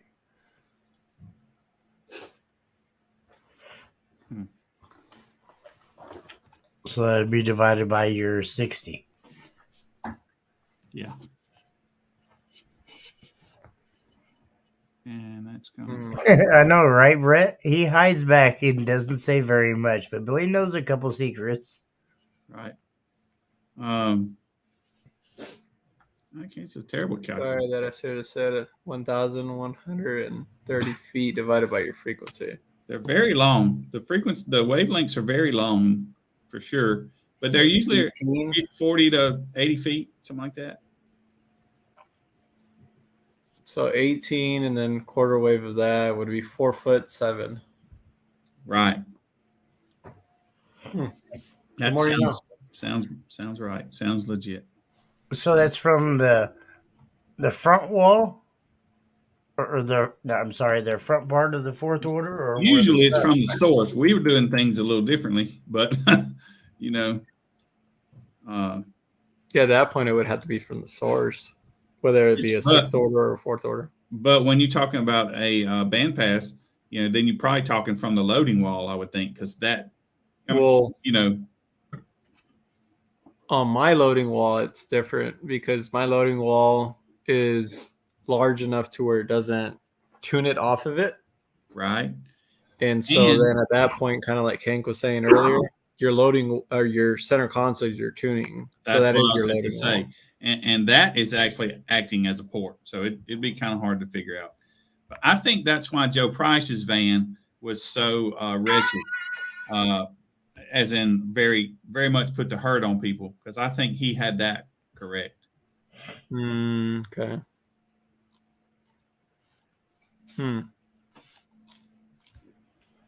Definitely learning something new. That's for sure.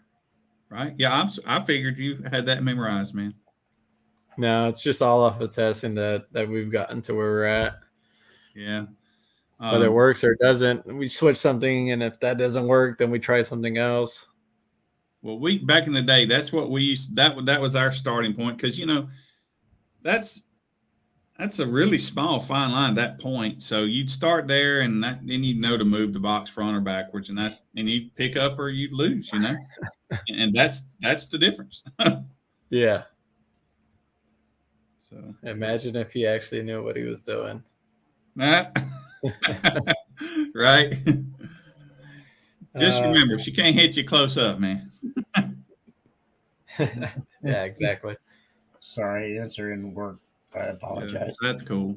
So okay, well that's some questions I wanted. A lot of people, there's a lot of misleading things out there about speaker boxes and all that stuff and design, and so Yeah. I know testing is everything in what we do, right? Yeah. But you never hurt. Oh, he knows a little bit. Mm-hmm. I know through testing, that's for sure. I know what it'll do and what it will react as. Right. Okay, so I'm going to throw this huge question out there that I have wanted to know for like almost a year now. 25 to life. Who are you? We all want to know. Right.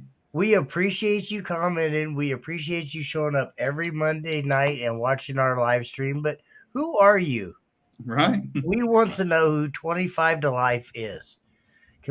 Please, somebody let me know. Miami. He's in Miami.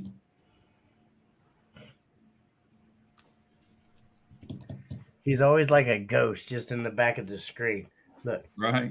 Carlos is going over there to get another Modelo. Right.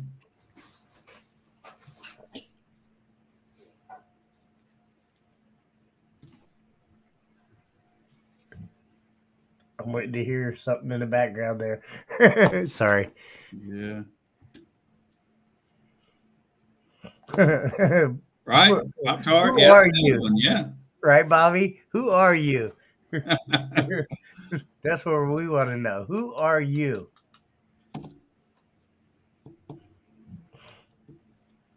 Yeah. I see him comment on everybody's show, and he watches everybody. I'm kind of curious to know who 25 to life is.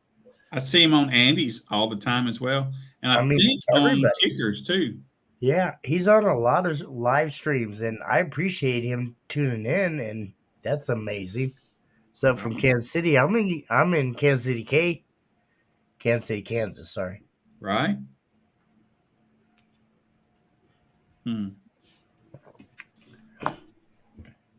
Yeah. Carlos, you still there, Bubba? Yeah, he's coming back. His wife's beating him in the background. We just don't want to hear that. Sorry. Right. She's like, I guess we could, in theory, mute his mic just in case he gets really bad. no, we want to Till he hear comes that. back. Right. They might be back there talking about that frequency and not want us to know. I have a show this Saturday in Kansas or KCK at the old Loud and Clear, which is now Twisted Audio Creations, right off of State Avenue. It's going to be between 11 and 4. I'm 90% sure that I'll bring my Tahoe out this weekend, so hopefully you can come there, Abstract. Right. come and PM me. Let me know if you're going to be here on Saturday between 11 and 4.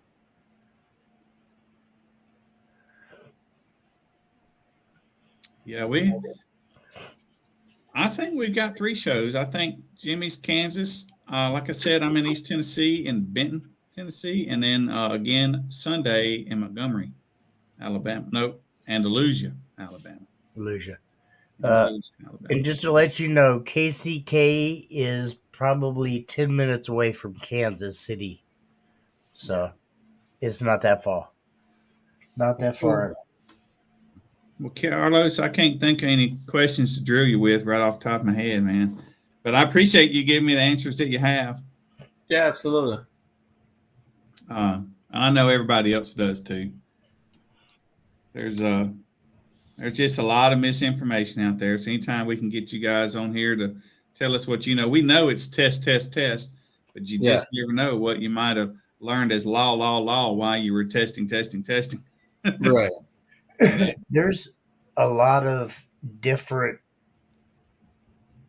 opinions and variations around it all. I mean, seriously, but I have found personally myself that when it comes right down to it, just like Carlos and anybody else, test. You change one thing, test it. You change another thing, test it. And I mean, take it off, put it back. You know, there's just so much behind it all. And if you're not willing to put in that work, don't chase numbers. Yeah, but check this out. You know, most people you think test, hey man, slide your box back an inch, a foot. This man's rebuilding baffles. That's how he tests. I'm like, no, dang, man, that's a lot of work. Well, when you want to get to his level, though, I mean, know there's it, a man. complete difference in it. You Talk have about to. changing glass. Either it works or it don't. Yeah, I mean, absolutely. Man. You just have to keep going at that point. I mean, you know, Yeah. I'm gonna put a 45 back here. Does it work? No. Okay, take it off. I'll put a 45 over here. Does it work? No, take it off. I'll put tape here. Does it work? No, take it. I mean, every little tenth, like I was saying, and I'm sorry, I don't mean to interrupt you, Carlos, but every little tenth matters. You're wrong. Especially when you're I was talking a second ago. Yeah. Well, I remember what you said, man. You go changing. You get a tenth, you get a quarter, and then bam, you'll change something and get 2 dBs. Just no pattern. And I remember I forget how you phrased it, but said that. Oh, right. Yeah, I see. Right. But right? It's kind of like the little shoe people or something. They all just come in there. The Oompa Loompas. The Oompa Loompas, that's funny. The little Oompa Loompas in the garage. Yeah. So not to discourage everybody at home, not every tenth of a dB is painful to get, right? Right. Yeah. Definitely. There's some that when you're above 165, it is. What's that? I said when you're above 165, it is. Oh, okay. Well, I remember street cabins. Usually, there's a point to where it goes in favor towards either if you get closer to your quarter wave frequency, or maybe you're burping the wrong frequency. And this whole time you've been burping the wrong frequency, because there's point frequencies out there, and with the point frequency, sometimes it changes. So far in my cabin, it hasn't. It's always been 00 frequencies, which is stupid, but whatever. Huh? Isn't that something? What do you think about the people that always say that you have 2 resonant frequencies in your vehicle? Do you think that's true, or do you think that's wrong? Now, I mean, I haven't really seen it. I know that I can make the rear resonate at a certain frequency, and the front, which is now the pocket, resonate at another. But there isn't I guess you could. In a 6th order, definitely, there's 2 resonant frequencies. Do you try to make a match? What's that? Do you try to make a match? Yeah. There's 2 frequencies. Is that what you do? Yeah, exactly. Or all 3. The back, behind the speakers, the right in front, and then the other one. You try to make all those match? Yeah. Exactly. And that would be pretty amazing. That'd be pretty hard to do, I would think. Yeah, see, Greg Corbin knows about those gains. He's been chasing them for a little bit now, and now you can consistently do an 80. Oh, I know. I've been watching him over the last couple of weeks. He's been putting in some work. and it's gotten pretty crazy for sure. Yeah. He drives that thing. Yeah, And he Around drives it. town. Yeah, Now, yeah, he does. I would love to see him go through a drive-through. what drive-through could handle that though? That's what I'm saying. That would be hilarious, right? Bring it up here. Yeah. Right. Now, can you drive yours at all?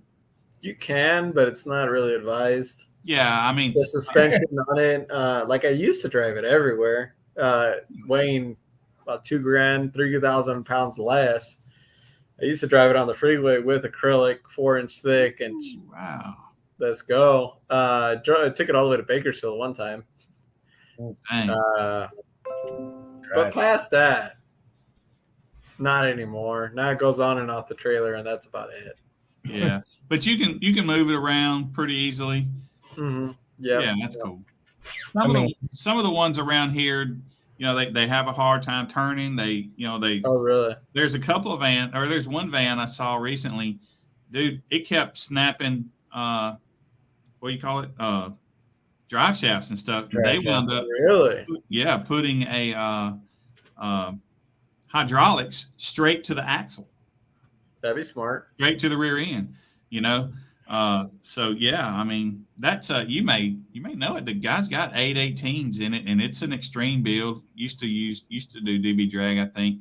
I think it was Steve Cook's old van, maybe. But Okay. Virgil Williams over in Panama City, he's got it now. Oh, really? Yeah, and it's just sitting there all built. I'm like, what the crap? I just stopped in there for the heck of it, and that van was sitting in the shop, just sitting there. I'm like, dude, get this thing out. Right. Because Virgil's one of those guys that does 70s with one sub, Yeah. So he's a loud guy as well. Ridiculous. Yeah. I think he's won at Scraping the Coast for the last 18 years straight. Oh, really? Yeah. And That's Scraping the Coast is the biggest show we have in our area. Yeah. By that area, I mean within a few states. Where's Scraping the Coast at again? Biloxi, Mississippi. Biloxi. Oh, okay. Yeah. So to do that it's pretty amazing to win it that many times straight. Bobby Mansfield. Yeah, Bobby put up a 75 this year up where you were, didn't he? Yeah, at USAC finals, Yeah. Bobby put up some pretty nasty numbers. Yeah. But if Virgil knows that, I venture to say Virgil would probably do something as well. Got to realize Virgil's doing that with 1 18-inch subwoofer, right? What's that? Virgil's doing it with 1 18-inch subwoofer. Was he doing a 70? 73s, Okay. Is that on the dash or extreme build car? Yeah, on the dash. Some of that. On the dash. Okay. Yeah. Yeah, I think in my testing, if it's test for test, which I haven't really compared single sub, I think it was doing a 71.5 on the dash with single sub. Okay, now I have a silly question for you. I know you're all about staying with the user-friendly subs and with the cheaper subs, but do you think if you actually switched over to a compact Neo or something in that line, do you think you would actually gain? I don't know, but kind of where I'm at with it is brand loyalty. No, So, and I definitely understand that. If I made a compact Neo, then absolutely. And it wouldn't even be a cost thing at that point. Like if I had to sell a left leg to afford the subs, then Yeah. goodbye. But Right. he has a different approach to things, I guess you will. Mm-hmm. So if he wanted to, I'm sure you can come up with something because I don't see them being. I mean, like I said, I have no idea about designing subs or what goes into it or cost versus performance or what they look into or because I know compact Neos are some of the loudest subs on. Well, and I don't mean to be rude. I've seen a lot of over the last 6-7 years that compact Neos pretty much are at the point where they're dominating finals. Yeah, exactly. So that's why I kind of wondered. I mean, I know you're going more for the budget friendly sub, Well, Yeah. and it's amazing what you're doing. Trust me.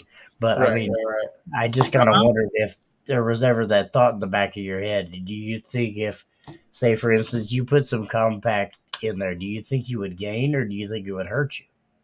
Well, it wouldn't go in there if it wasn't 5. But in theory, yeah. No, I understand that. it would probably get. I'm Realistically, gonna ask an incriminating question, right? Sure. So remember, you said you changed subs and or changed something about your subs. So I guess changed subs and done the same SPL on half the power. yeah. Versus So what he was it had last year to this year.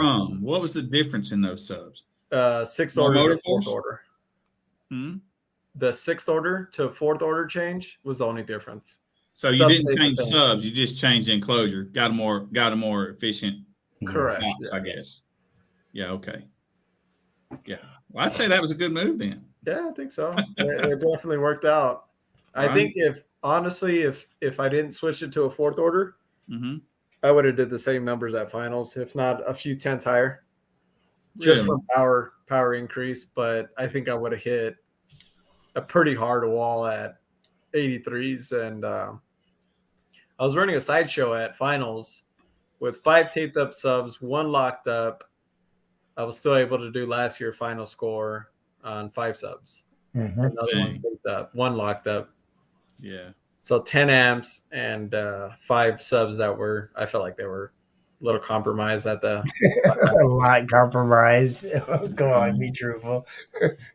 Most people would have gave up. Not Carlos. Give me some glue and some duct tape. Let's go. Dude, I had fucking super glue or CA glue all over my hands. Yeah. My dad's hands were black from helping me and pushing on this and activator. I ran out of can of activator. I was spraying so much that weekend. Yeah, You would figure that we were snorting us, but no, it was CA I remember glue. seeing when you actually got back over into the lanes. I was talking to your dad. He was like, "I was like, well, you've had a lot of CA glue." Yeah. I mean, just the whole aspect of looking at him. The poor man inhaled way too much CA glue that weekend. Yeah, it's the activator that'll get you for sure. Or activator, yes, sir. Sorry. So FI, I don't Yeah. know them. I've never met him, right? Mhm. Before. But are they the ones that used to build subs for everyone else? So they did. What is the name of it? Subcontract? No. Yeah, or whatever. Where you Um, build, I guess. So they used to build SSA subs. Yeah. And I thought they did DD as well some time ago, and maybe a few They others. did too. I thought they were DD. I thought No. they were just used to be pretty much a build house, and they built most everybody. I'm not sure. I don't think I've ever seen DD there. Okay, well, it'd been know- a while ago, and I don't know know. it was SSA subs for sure, 100%. Yeah, It was Crossfires. that's Upper Line, that's what I'm thinking. It's Yes, Crossfire, yes, yes. It was yeah, that's what Crossfire. I'm thinking. but yeah. never DD. Yeah. So Scott came from my understanding, he came from RE. So he Okay. would design subs with RE, and then they broke up, and that's where David from PSI started his own deal. He started his own deal. Was he part of RE also? He was, yeah. I Yes. didn't know that. Yeah, David was, yes, sir. David was, and so was Scott. They were both with RE.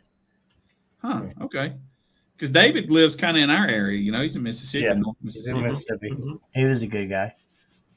Yeah. Hard to And get David a has some killer stuff out too. Yeah. PSI. But I is- never did see a Neo PSI, huh? Yeah, All ferrite stuff. I don't know.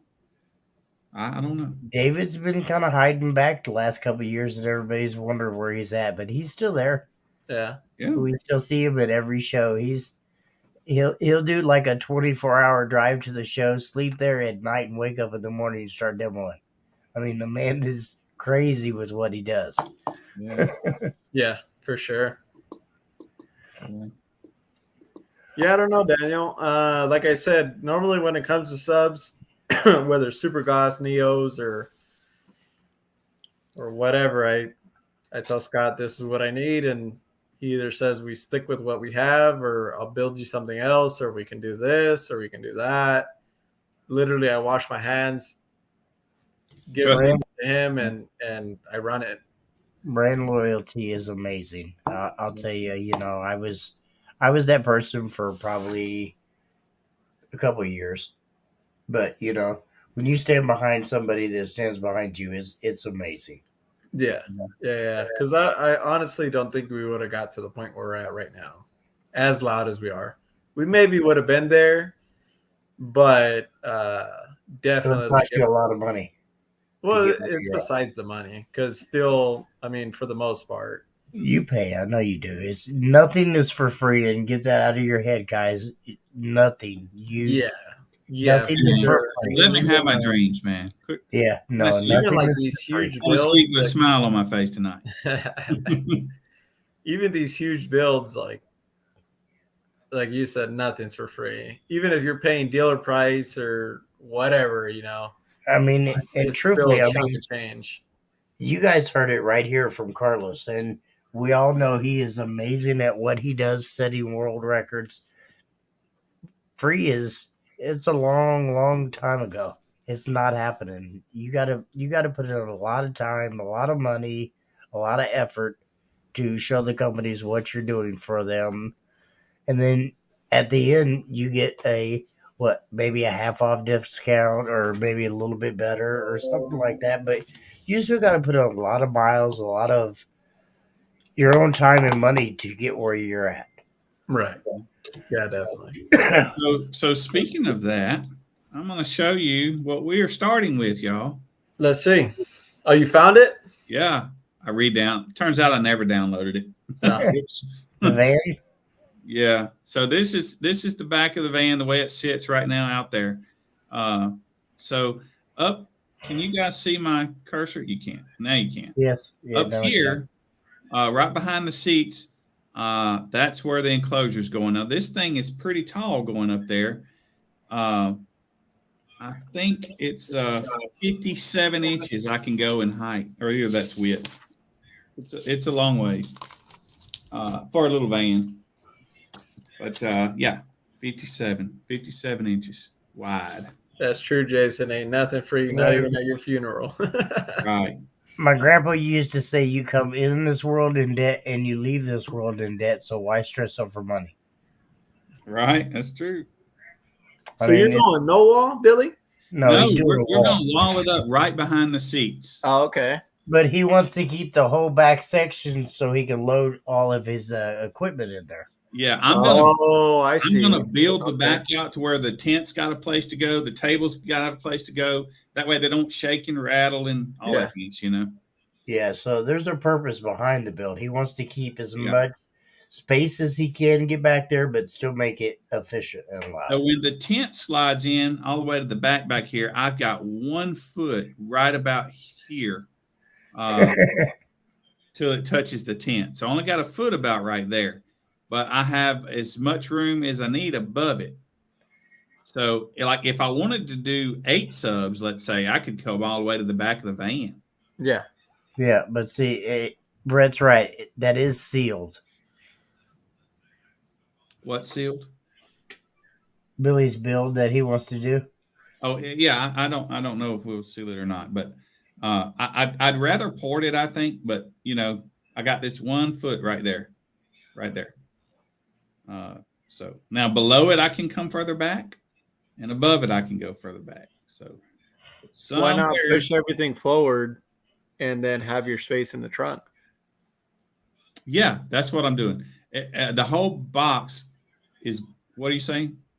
Like, because you see how where your cursor's at, that's kind of where you want your tent to be. No, I'm sorry. No, the tent stops back wall. here.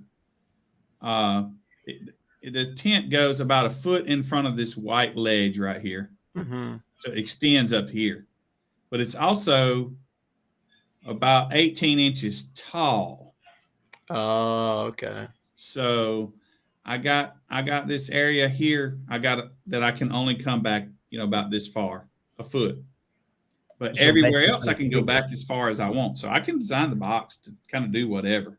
Mm-hmm. So it's going to be an odd shaped box, is what you're saying. come Not out for and give fun. you I'll more make it cabin? look like it was on purpose, something from the front, right?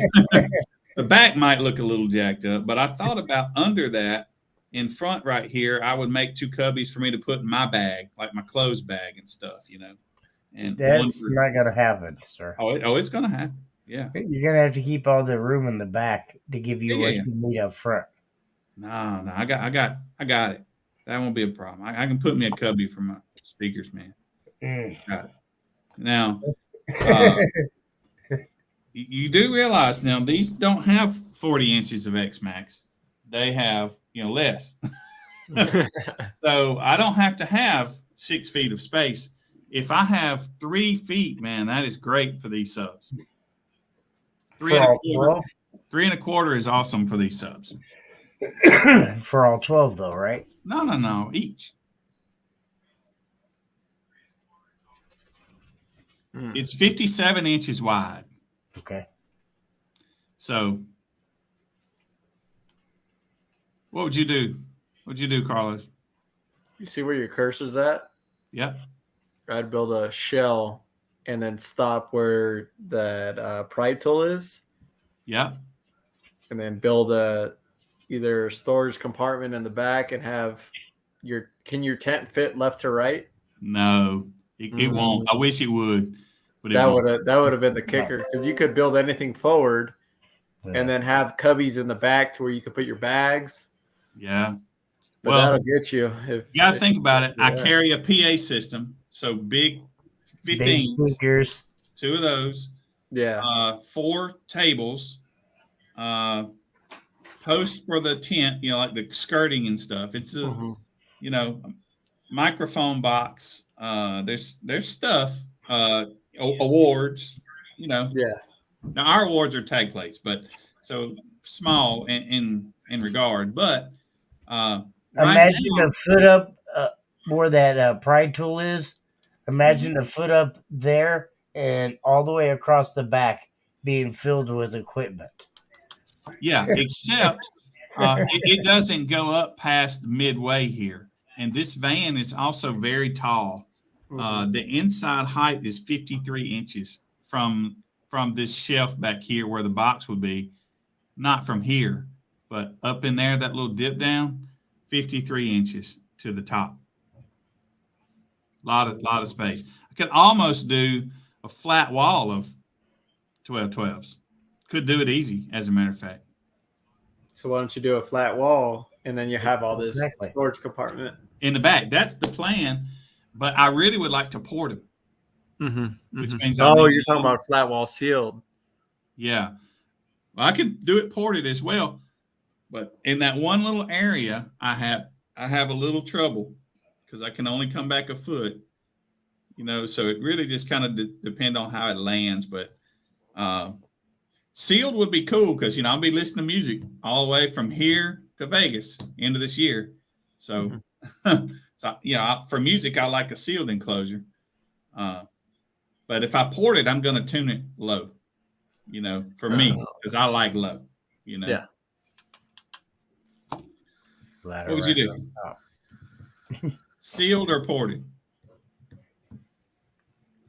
Right, Which ported. I've always went the ported way just for the output. If I go above this tent, and if I only did 8 of the 12s, I could have all the depth I wanted. No limitation, right? Now, what if you built an enclosure to where you still have that from the seatbelt, like you're pointing on the right side down? Yeah. Or even if you were to do almost similar to like a blow-through style, would that work? And then you pile all your equipment on top of it, and then you can have as much depth as you need? Yeah. If I wanted to put that tent in there above, say on that shelf, yeah, that's doable. That'd be cool if you did almost like similar like Steve Duncan's. I think he had the staggered. Yeah. And maybe you don't run as many subs, but you have your space wise that you need. Either run it into a 6th order or 4th order to where you can have your sealed chamber for your music that you like to listen to, and front ported to where it has the the peak of a ported box. Right. That'd be cool. Yeah, that's an idea. The only thing you might run into issue-wise is that center armrest blocking the port. But if you stopped it short of that, Yeah. maybe. That's actually a good idea. I didn't think about Yeah. that. Yeah, that tent can go up higher, as a matter of fact, because I lay it over into the van and then pick the other end and shove it up in there. It just lay on a taller shelf, you know? You could even, if you did go with that style, you could throw a piece of 3/4, even some sort of racking system to where that whole deal slides out to maybe a foot or 2 foot out. Right. Yeah. And then you can strap everything down, or even have adjustable feet to where if you pull it out, it's its own table. Foot drops Yeah. down, and then you can strap down your PA system Right. See, versus sliding it all Yeah. the way And then in fighting with or it. whatever. Because originally I planned to just make boxes that fit them. But if I ever change PA system, then that's not going to work, you know? Yeah, because you could always pad that shelf that I'm talking about. Yeah. Strap it down with some Velcro, some Right. seat belts, Mm-hmm. Absolutely, I agree. maybe. Well, that's what we're going to be working on. I hope to have it done like pretty quickly.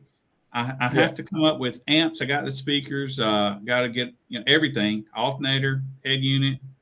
I do it all. So Absolutely. And especially if it's going to be traveling across country, you don't really want it on the roof or on the tail end of it because it's going to get wet or right. dirty. Yeah, and up here, if that enclosure is up here, that's kind of about the center of the vehicle. It ought to not squat it so bad, Yeah. on the tail. Yeah. What's up, Matt? You said you had a question. Yeah.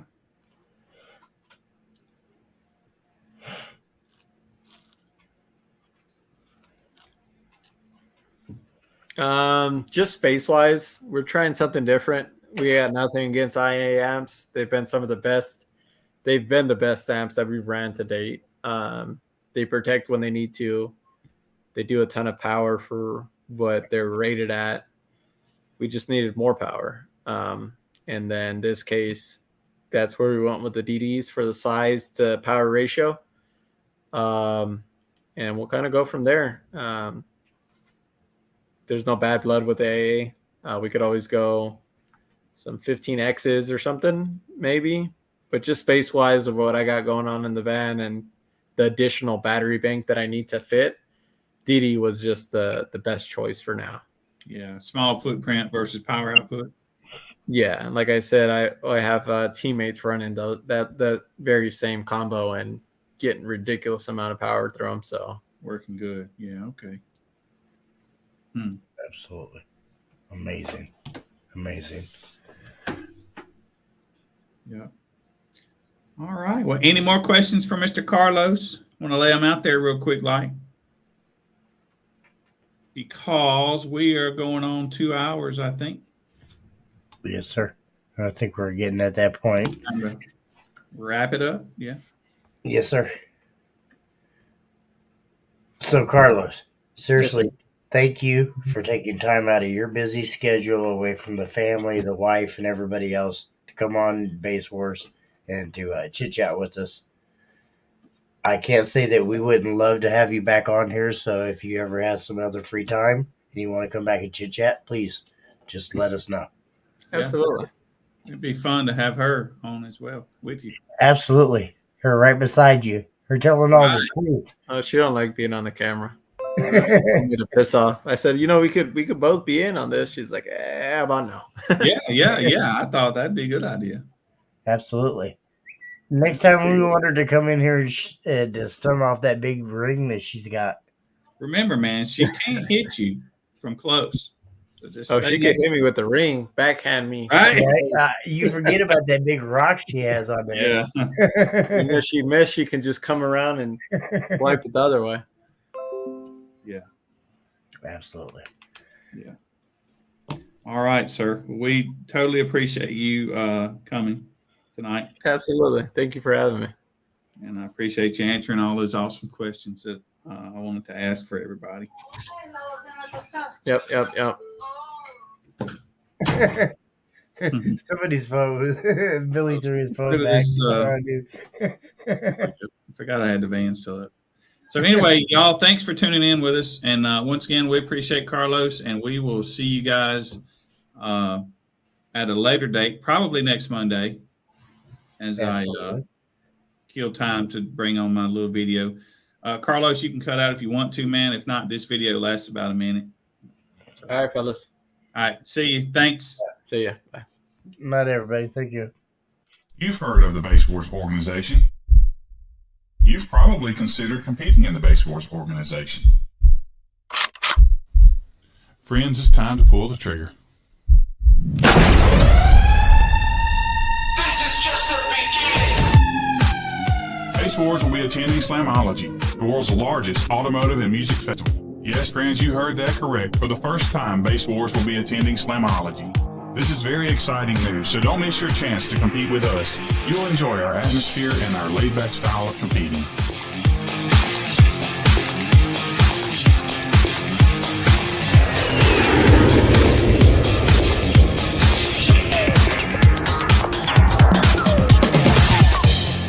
Those of us from Slamology, Base Wars, Kicker, and Sky High look forward to seeing you at the world's largest automotive show and music festival, June 10th through the 12th at Indianapolis, Indiana.